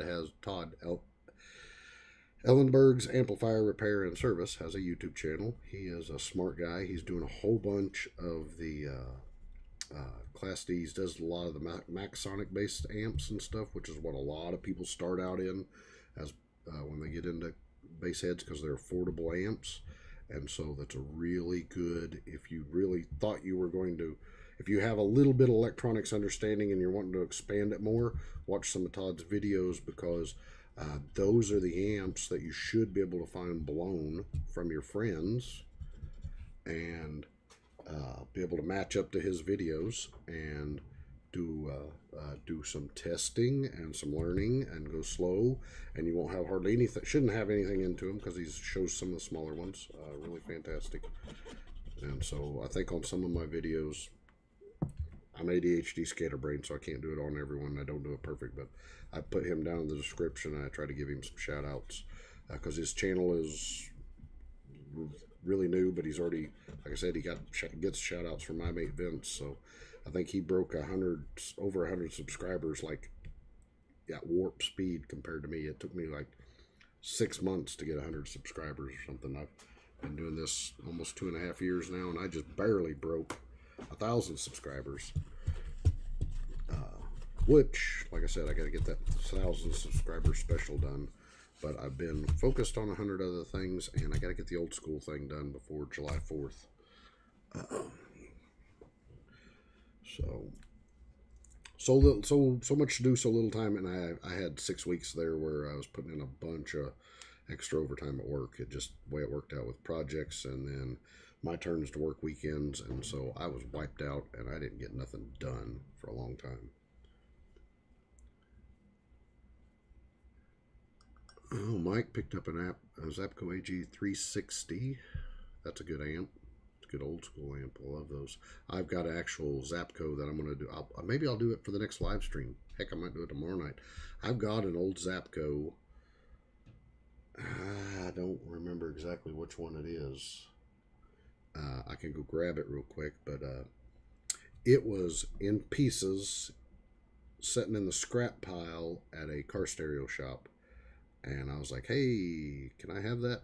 You know, and I grabbed it all up, and I ended up having all the parts to it. Now, the board had a place where it had got hit and ripped tore up some components and busted some other things and everything, but the board's actually still good. But it needs a lot of component fixes and stuff like that. But I think I've got everything. I kind of figured it out. There's not a whole lot of schematics out there for them. And so I think I got everything, but I just not went to put it back together. And so a live stream would be a fantastic place to see if we can bring that old thing back to life. Ooh, this is nasty. Nasty. Ugh. I don't even want to touch that with my hands. Look at that. I guess I could turn on the view that's got my talking head in it. So that is terrible. But for those that want to know, that is going to be a 100 microfarad at 50 volt. So now we got this nastiness to try to clean up. And so anytime you have a cap that leaks its goo out, you need to really look at the board. One way, a sneaky way to find out if electrolyte is in an area is to heat it. Get it hot, kind of rub your soldering iron around what looks like that, but I can tell it's kind of been right in here, so we're going to have to do some cleaning. So to clean it, of course, there's isopropyl alcohol, but the other thing you can do is if you have your hot air gun, hot air rework station, you can put flux down. And so I'm seeing some places I'm going to put some flux and squeeze it down. I'm probably going to pull this cap to replace it also. And then heat the flux till it gets like you would be soldering. So you get your tube of flux, and you activate the flux, get it up high enough temperature where the flux activates, and it'll actually help bond with the old electrolyte, and then you can clean that all off with isopropyl alcohol. And that's one really good way to get down into vias and make sure that that electrolyte, which is eating away at the circuit board, does not continue to eat away at the vias, because that flux will actually get hot and then work its way down in there, and then when you clean it back out again, you will have got it out of there. But to me, I don't know, maybe Todd can pipe in and see what it does to him, but when I get electrolyte hot, like with a soldering iron tip or whatever, it smells like cat urine. So it's really ammonia-y to me as the what I get a hit of. And so that'll kind of help you out. I got a video I stopped doing and I need to redo because I decided I'd go backwards in time and do these older ones and then move into the DSMs. But I got a 40 DSM that we got a few videos out on, and I've still got the amp, and we'll get to it, and we will finish it. But it had a whole bunch of these style caps right here that had leaked electrolyte, and boy, it stunk when I got the heat in there, and I actually took them all off and squirted electrolyte everywhere and got my hot air and then kind of flushed it around and got it to all activate. Oh, just a puppy dog. The puppy dog came in. My wife let her in. She's probably been snacking on some ribs because I did some ribs out on the grill tonight, and so she's had a couple of those. So I'm looking at the FETs real quick, and they're all Buzz 11s in here. And then we got three different setups here. We got a 15 volt regulator, a 15 volt regulator, and a negative 15 volt regulator. So these are going to be for the opt amps, and this 15 volt regulator on this one, I believe, once the amp gets up and going, this Rockford actually uses, instead of just the 12 volt input. Come here, I know you're wanting some attention. Come on. Hang on. Dog. She thinks when she comes in, she's got her work.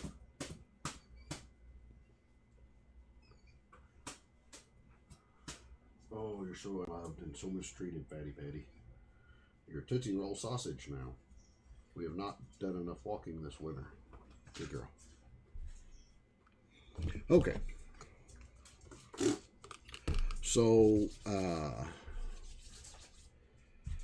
where was I? Before the dog interrupted.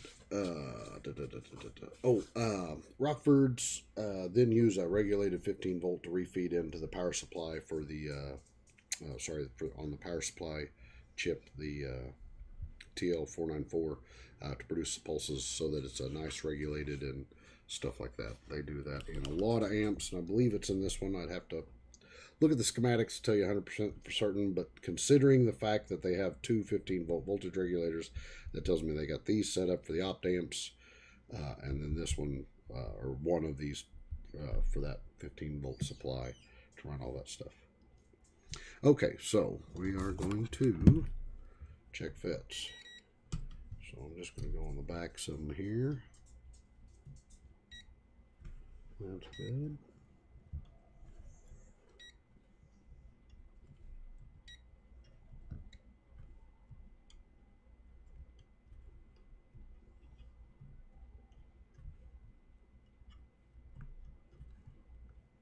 So just so you know, Punch 75's got 4 power supply FETs here. This is one channel, and then that's the other 4 there. This one's using all BUZ 11s in the power supply and in the output. You do not have to use BUZ 11s to repair it.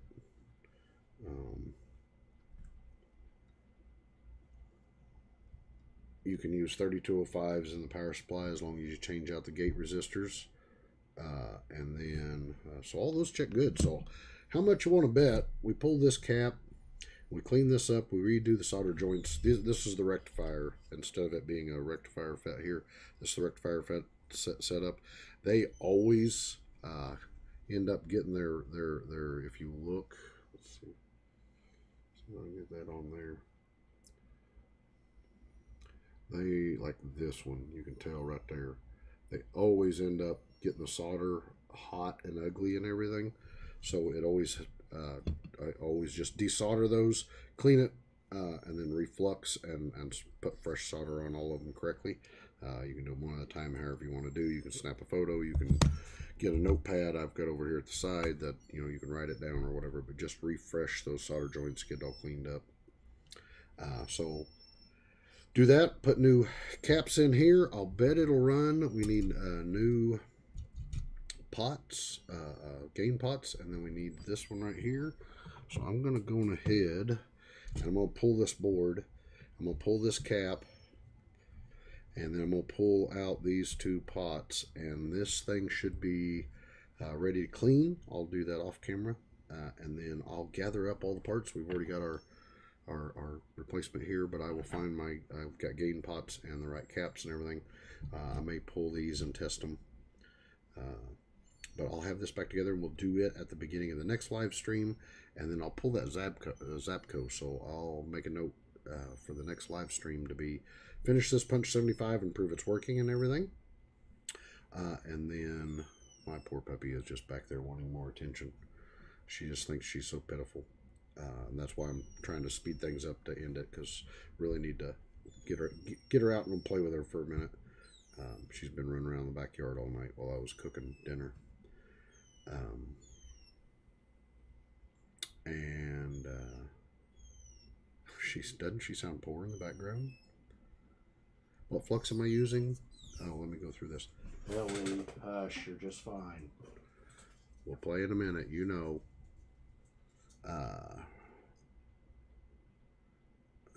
Mike's trying to find a schematic for the Zapco PX chips. Don't know about those on that amp, sorry. Monosurge just replaced them all on my amps, just at the customers. So capacitors, if they're in use, normally if they're not cheap junk ones, survive really good. They don't have problems. It's a lot of times where they set and then they get used, and then they set and then they get used for long periods of time, where the electrolyte starts to break down and dry out inside, and then it gets redone and stuff in use. So it depends on the amplifier, and it depends on the caps. I don't like to replace caps that are not known to go bad, that are not bad, and that are working just fine. If they're known to go bad, which actually some of these filter caps kind of are at this point, it's a good idea. If it's really old, it's a good idea. If it's a safety concern, and it's not very many of them, and then like a lot of them in the Phoenix Gold amps and other stuff like that that are known to leak and then just destroy the board. And the same with just like these little fish oil caps here, and that's why I hand solder these. My opinion is part of what made these caps more prone to leak over time, besides maybe just bad design or whatever, is probably because they put the whole thing with those caps through the reflow oven. So those caps were subject to a whole lot more heat than what they should have really been. If you look at the specs on most of these caps, they don't like being in the reflow oven for a long time. They normally call out short stuff, and that's why I just do them by hand. So it's just the terminals that get enough to get solder on there. But if it's known, do it. If it if they a lot of these little ones and stuff probably never have an issue because they're actually bypass caps, or they're passing audio signals, so they're not doing huge stuff. Now, some guys love to replace all the caps, and they buy really good ones, and they say they can hear the difference. And so this might be my whole caveat. I can't hear the difference. I'm I just don't have a musical hearing, like some people can tune guitars and all that stuff. I can't hear the difference when I change out those caps. Tried it before, just never works. These all seem to work. So I focus on making sure it don't do damage first and foremost. That's my main concern. And then if somebody else wanted them and wanted to pay for them, absolutely do it. That's great, especially because that makes them happy, and I want everybody to be happy. But for my own personal stuff, I don't change out the little stuff unless they're known to be problem causers, like on that DSM that had a bunch of these all over the board, and they just are a problem cap. Yeah, it is. It's Amtech Flux. This is the 559.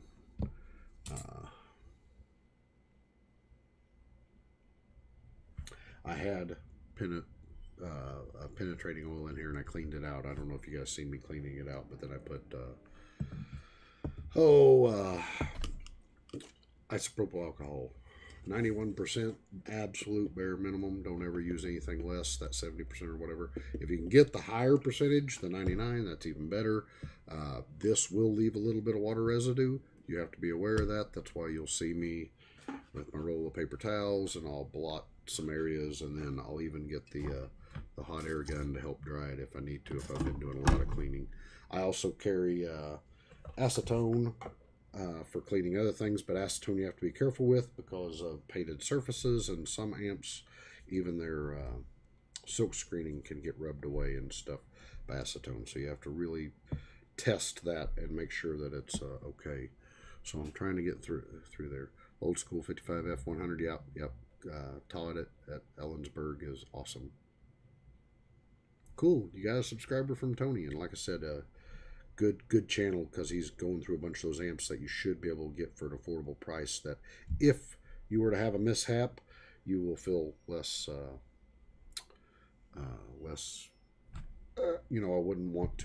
wouldn't suggest somebody who loves the old Rockford amps to start on a Rockford amp.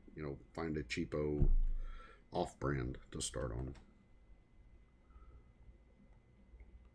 Oh, the dogs. Yes, my dog. You can hear Peep all the time in there. She doesn't get enough attention. She thinks she needs lots and lots of attention. She's huge, and she thinks she's a lap dog. Is her issue. So I'm gonna try to get those. It's not a golden ear thing. They're old. The seals break down. I'd rather replace them now and reset the clock. I don't blame you either, Mono. Like I said, they're dirt cheap too.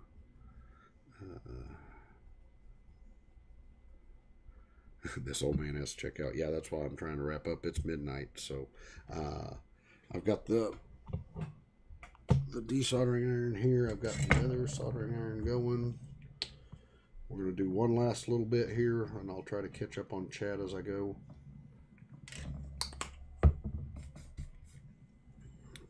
I watch the Coder. He does a lot of repairs for Xboxes, PlayStations, and Switches and stuff. And when he does he does one repair normally per live stream, and I understand why, because you get distracted by wanting to chat with everybody. It's really cool, and I think the live streams are really fun that way. And it's a chance for me to speak, my opinions and my mind, because in my videos I'm not answering questions live and not having discussions about what somebody's asked me about. So all I'm doing here is just adding some fresh solder.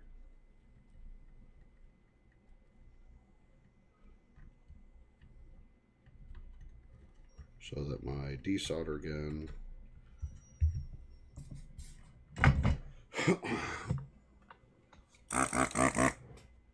can get in here and actually suck the solder. Have something to heat and suck the solder out.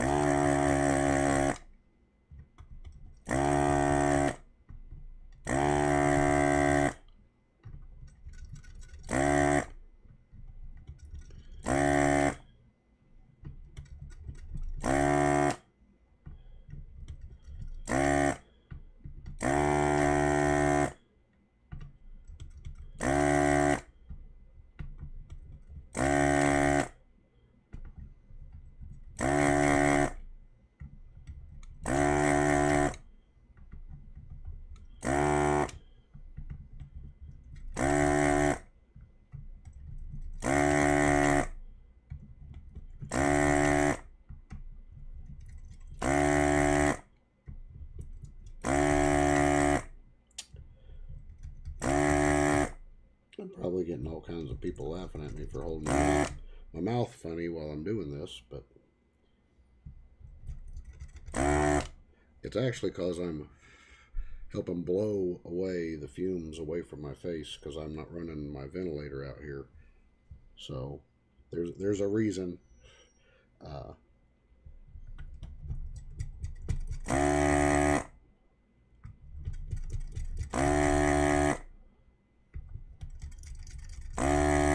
Because if I had my fume sucker on, you couldn't hear me. It'd just be all droning on and you couldn't hear a thing.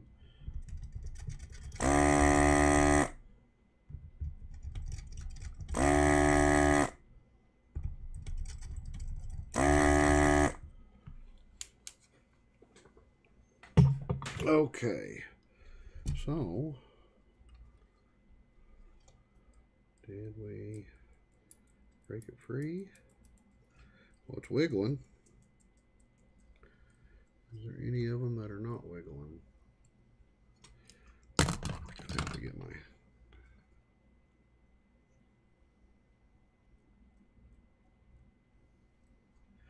Yes, there's a couple that are not perfectly wiggly. So you can use this and you can do it this way. You can just wiggle that thing back and forth without unsoldering any of it to break it, and then do them one at a time so that's easier.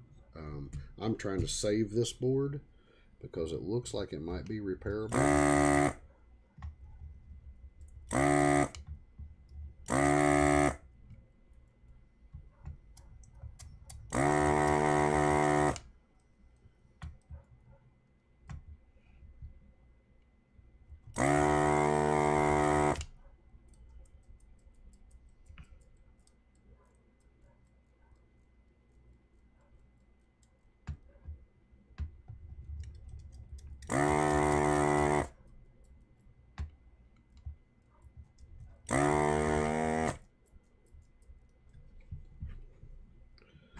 Make sure I'm getting good suction here.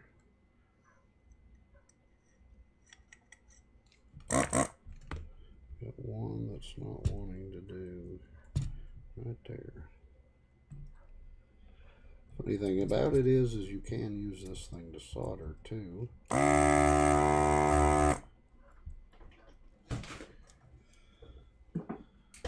And that should get it to come out. Looks like that leg fell off. I may have to repair it.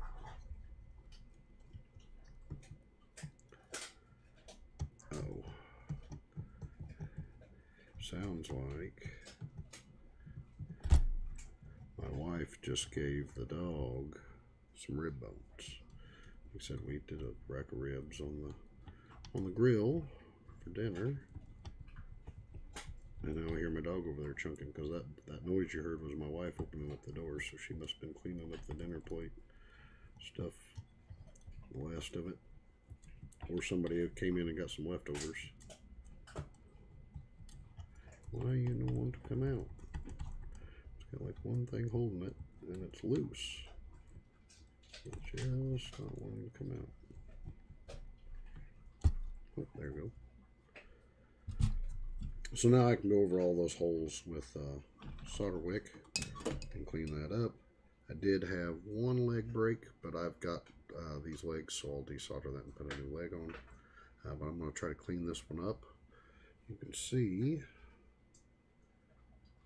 there's the damaged kind of area over there, and this does not look like it has ate it all up yet bad, so we're going to try to get those caps off really quick.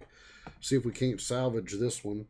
I'm trying to salvage as many of these as possible. You know, I put these in, I made them so that they work, and so you can play the amplifier and use the heck out of it. There's going to be a handful of guys out there that just, they want the original no matter what. A perfect replacement part, you know, it's just not going to make them happy. Although, you know, they're the kind of guys that go back and order bias ply tires for their old car. They want it original, and there's, you know, there's nothing wrong with that. So I'm trying to salvage a few of these to have some originals laying around. So that got that out. I'll clean that up. Oh, we were gonna do, and I don't know if I left that on. These are 5K pots, the gain pots are. We'll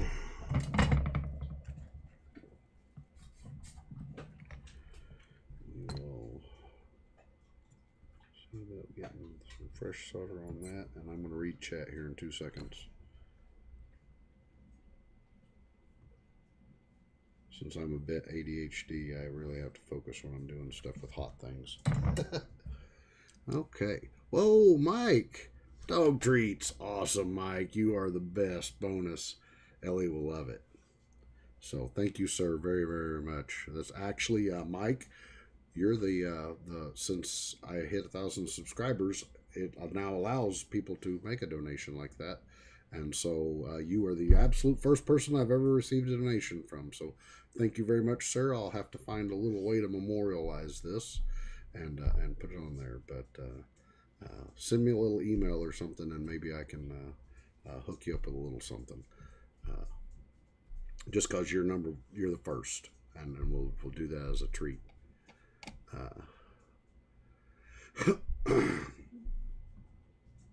Ever think of doing head units? Old School 55 F100 says, or adding Bluetooth or amps to old head units. Actually, I have a video that I will be doing.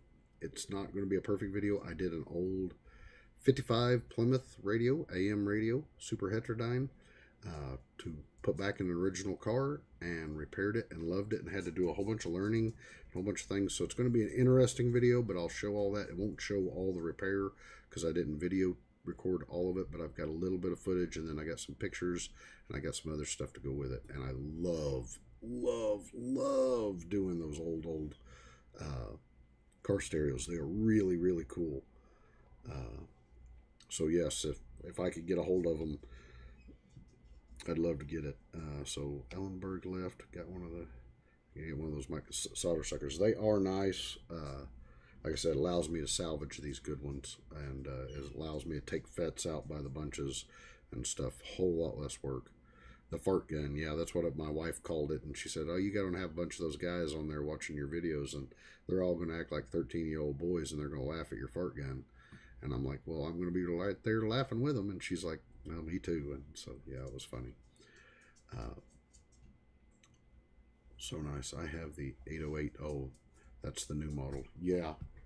This is the FR301, and you've got the 808, which is the better high-end fancy one.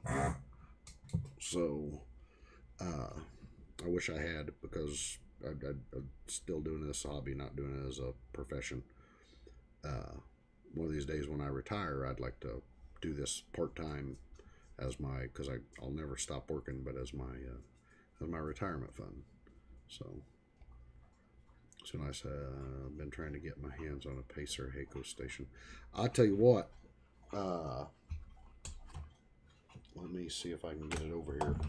Better than I got the affordable Heiko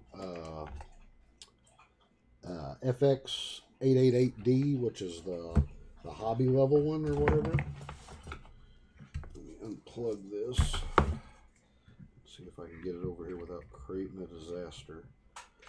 I bought the China-made KSGR T12 soldering station. Everybody I know that's been getting these loves it. Now you have to, some of them, depending on which one you buy, because there's several clones out there. You have to go in and fix grounds and stuff on them. I specifically paid a little more and got this handle, which is not common to all of them. You have to kind of look around. And the reason why I got this handle is because with these tips, this one it just pulls out and snaps back in, so it's really quick to change the tip. The other ones are like the Hakko I got that's got this lock ring, and you have to undo this, slide that off, slide the next tip in, and put it back in. And that's what I didn't like about my Hakko, is you couldn't change tips very fast. Plus that Hakko, the 888D, is not as powerful as this KSGR. And I could have got 2 or more of the KSGRs for what I paid for the Hakko. Or Hakko, whatever I call it, Hakko. But really love it. It's been a solid unit. A whole bunch of the repair guys I know that do clusters and other stuff and consoles and everything, they all have got them and they all love them. For the money, it can't be beat. I don't know what else to say. Like I said, you can get a couple of them, and then the tips are super popular, so you can get good ones. And the tips are, you can get them straight from Hakko. It uses the Hakko. Hakko doesn't call them T12, I don't think. I think they call them T15 or something like that. But it's the same tip. Hakko tips are definitely better than the cheap China ones that you can get in big kits.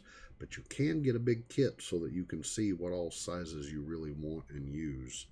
And so you would have a spare one that may not last as long, but you may not use it very much. So that's kind of nice to get that selection. If I pull it out of my drawer here without causing catastrophe, I just bought hockey pucks, drilled holes in them, and have it holding on all my different tips. But you know, I bought one of those cheap assortments too to get some of the blades and other stuff. So I just use hockey pucks to keep all my tips from both my different soldering irons. And then I got this big wide one for doing reballing. The hockey puck is a good enough galvanized rubber that it'll hold that stuff. So once again, thanks, Mike. That's cool. I've never had a thing. I'll have to tell my wife, and we'll have to go get Ellie something special. I've been trying to get trim off fets works good for legs. Save them. Glad to be your first. Thank you, Mike. Yeah, that's cool. So any video is a good video. The 808 is discontinued. Supposedly yours. Mine's nicer. It works. I ain't going to complain. I've heard a lot of the guys that say that it's not as powerful as the old one is. When the old one was new, the problem with the older one is it's getting harder to find parts to refresh it back to there. But the older one was kind of a little more old school brute force. This one's kind of a little more finesse, but it works really well. I ain't complaining. I'll take whatever I can get. It has certainly made my life easier. Yeah, the T12s are the way to go. TS100 on Amazon. It's awesome. Portable, runs off of LiPo. That's why you're management. Nice tip holder. I'm not management. I used to do supervisor and manager type stuff along with a whole bunch of other hats they wanted me to wear, and my job I currently have now, I don't have to do as much of that, and that's exactly how I like it. I don't like being the everybody's I don't like being in management of any kind where I'm not where the buck stops. If I'm going to be in the manager of it, I'm going to be the manager of it, and if something goes wrong, it'll be my fault. I don't want somebody else above me able to make restrictions on what I do and make it fail, and me not be able to do it. I had that in past jobs, and so and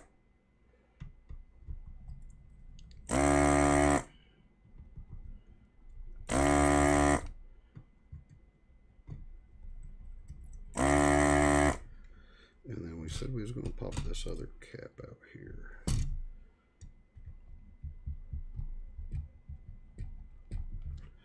We're going to have to add a little solder.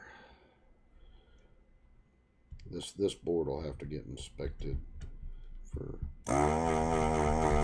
old overheated solder joints.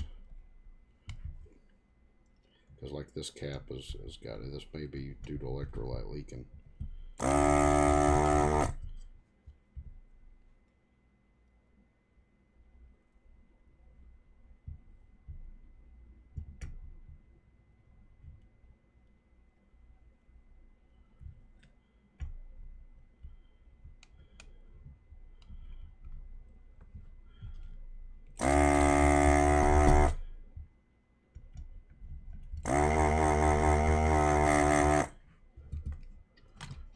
Enough to get it to break free.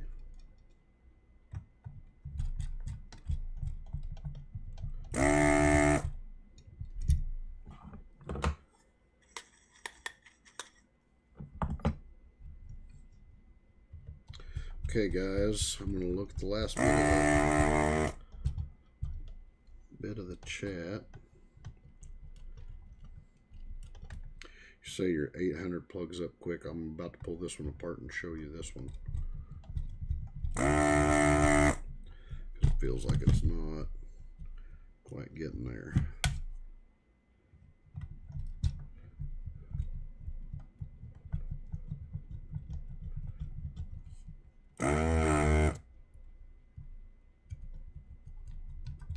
It's loose, it's just not wanting to come out. It's like it was stuck.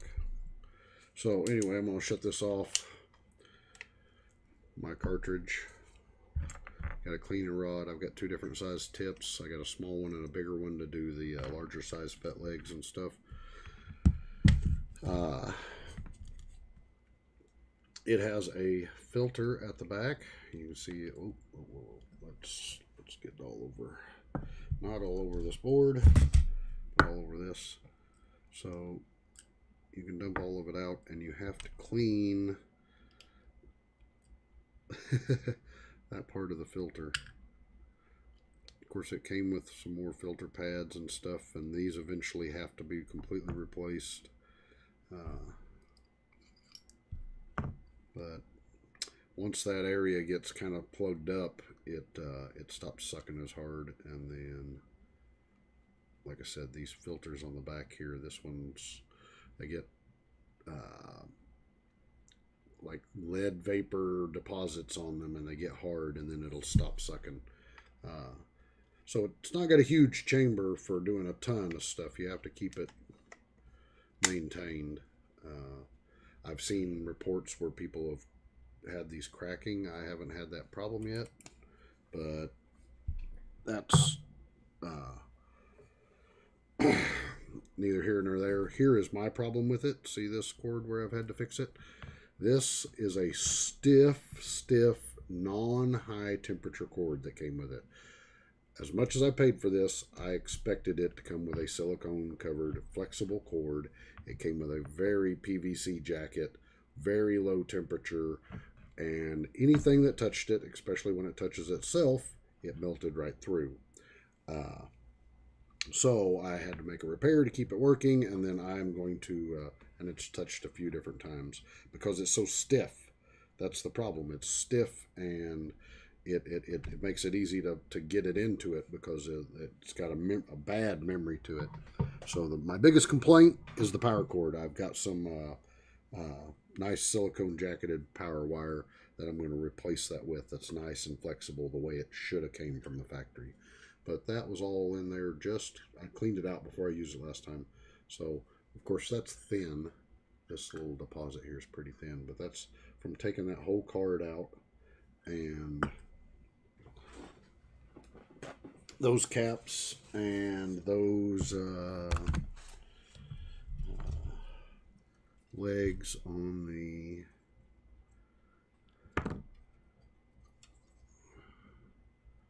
did we get those loose? Are those loose?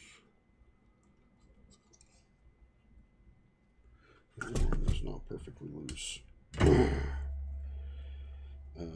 And getting this cap out. All right, so we're going to wrap it up. Watched a video where a guy used a black light or a bright light from the backside to see where it leaked. So here is why I really bad want to pull this out. I don't think this cap has leaked, but you can see right here where there is some electrolyte from that other one that was underneath there, and that was just going to eat all that up, so it needs to get in there to where I could clean that. And then we have to get the last piece out. This one leg is just not perfectly off there.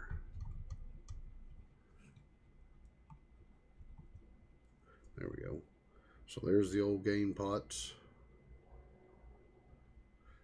And they should be 5K. I've got some around here. Looks like this. See how that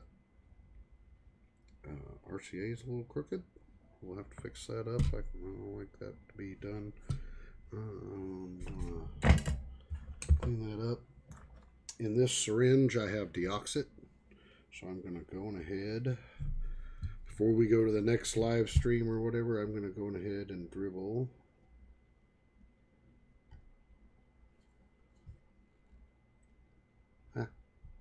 Squirting it everywhere now. Dribble deoxit down into these, the base of the trill knob. Let it soak in a little. Anywhere there's a crack.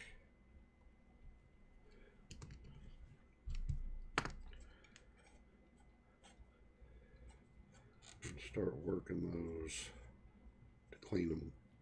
One of the problems with some of these old, especially the older first or second gen and then the first gen, because the HD is considered third gen, these things can get so stuck that people will break them, not realizing that they need to be cleaned and that they have gotten stuck. So okay, guys. Sounds like the puppy dog got happy with the leftover rib bones. So I am going to get out of here. I'm going to catch up on the chat before I say goodbye, because it is past midnight now. We're 30 minutes further than I thought we was even going to go. I was saying goodbye at midnight. No problem. Glad to be the first. Thanks again, Mike. I watched a video where the guy used that. Okay. To see the pattern where the electrolyte leaked. Yeah, that's a good idea. I wonder, this has got infrared light. I wonder if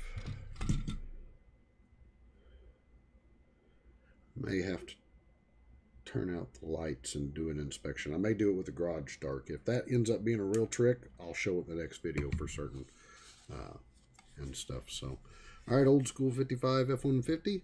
Appreciate it. Mike, appreciate it. All you guys, thanks for watching, and I'll see you next time. And I'm going to probably do a lot more live streams than I will do regular videos, just because I don't have time to edit, and so it's easier for me to do a live stream and have a little fun, and I enjoy it. And I thank you guys once again. Have a good night. Makes the board glow. Yeah.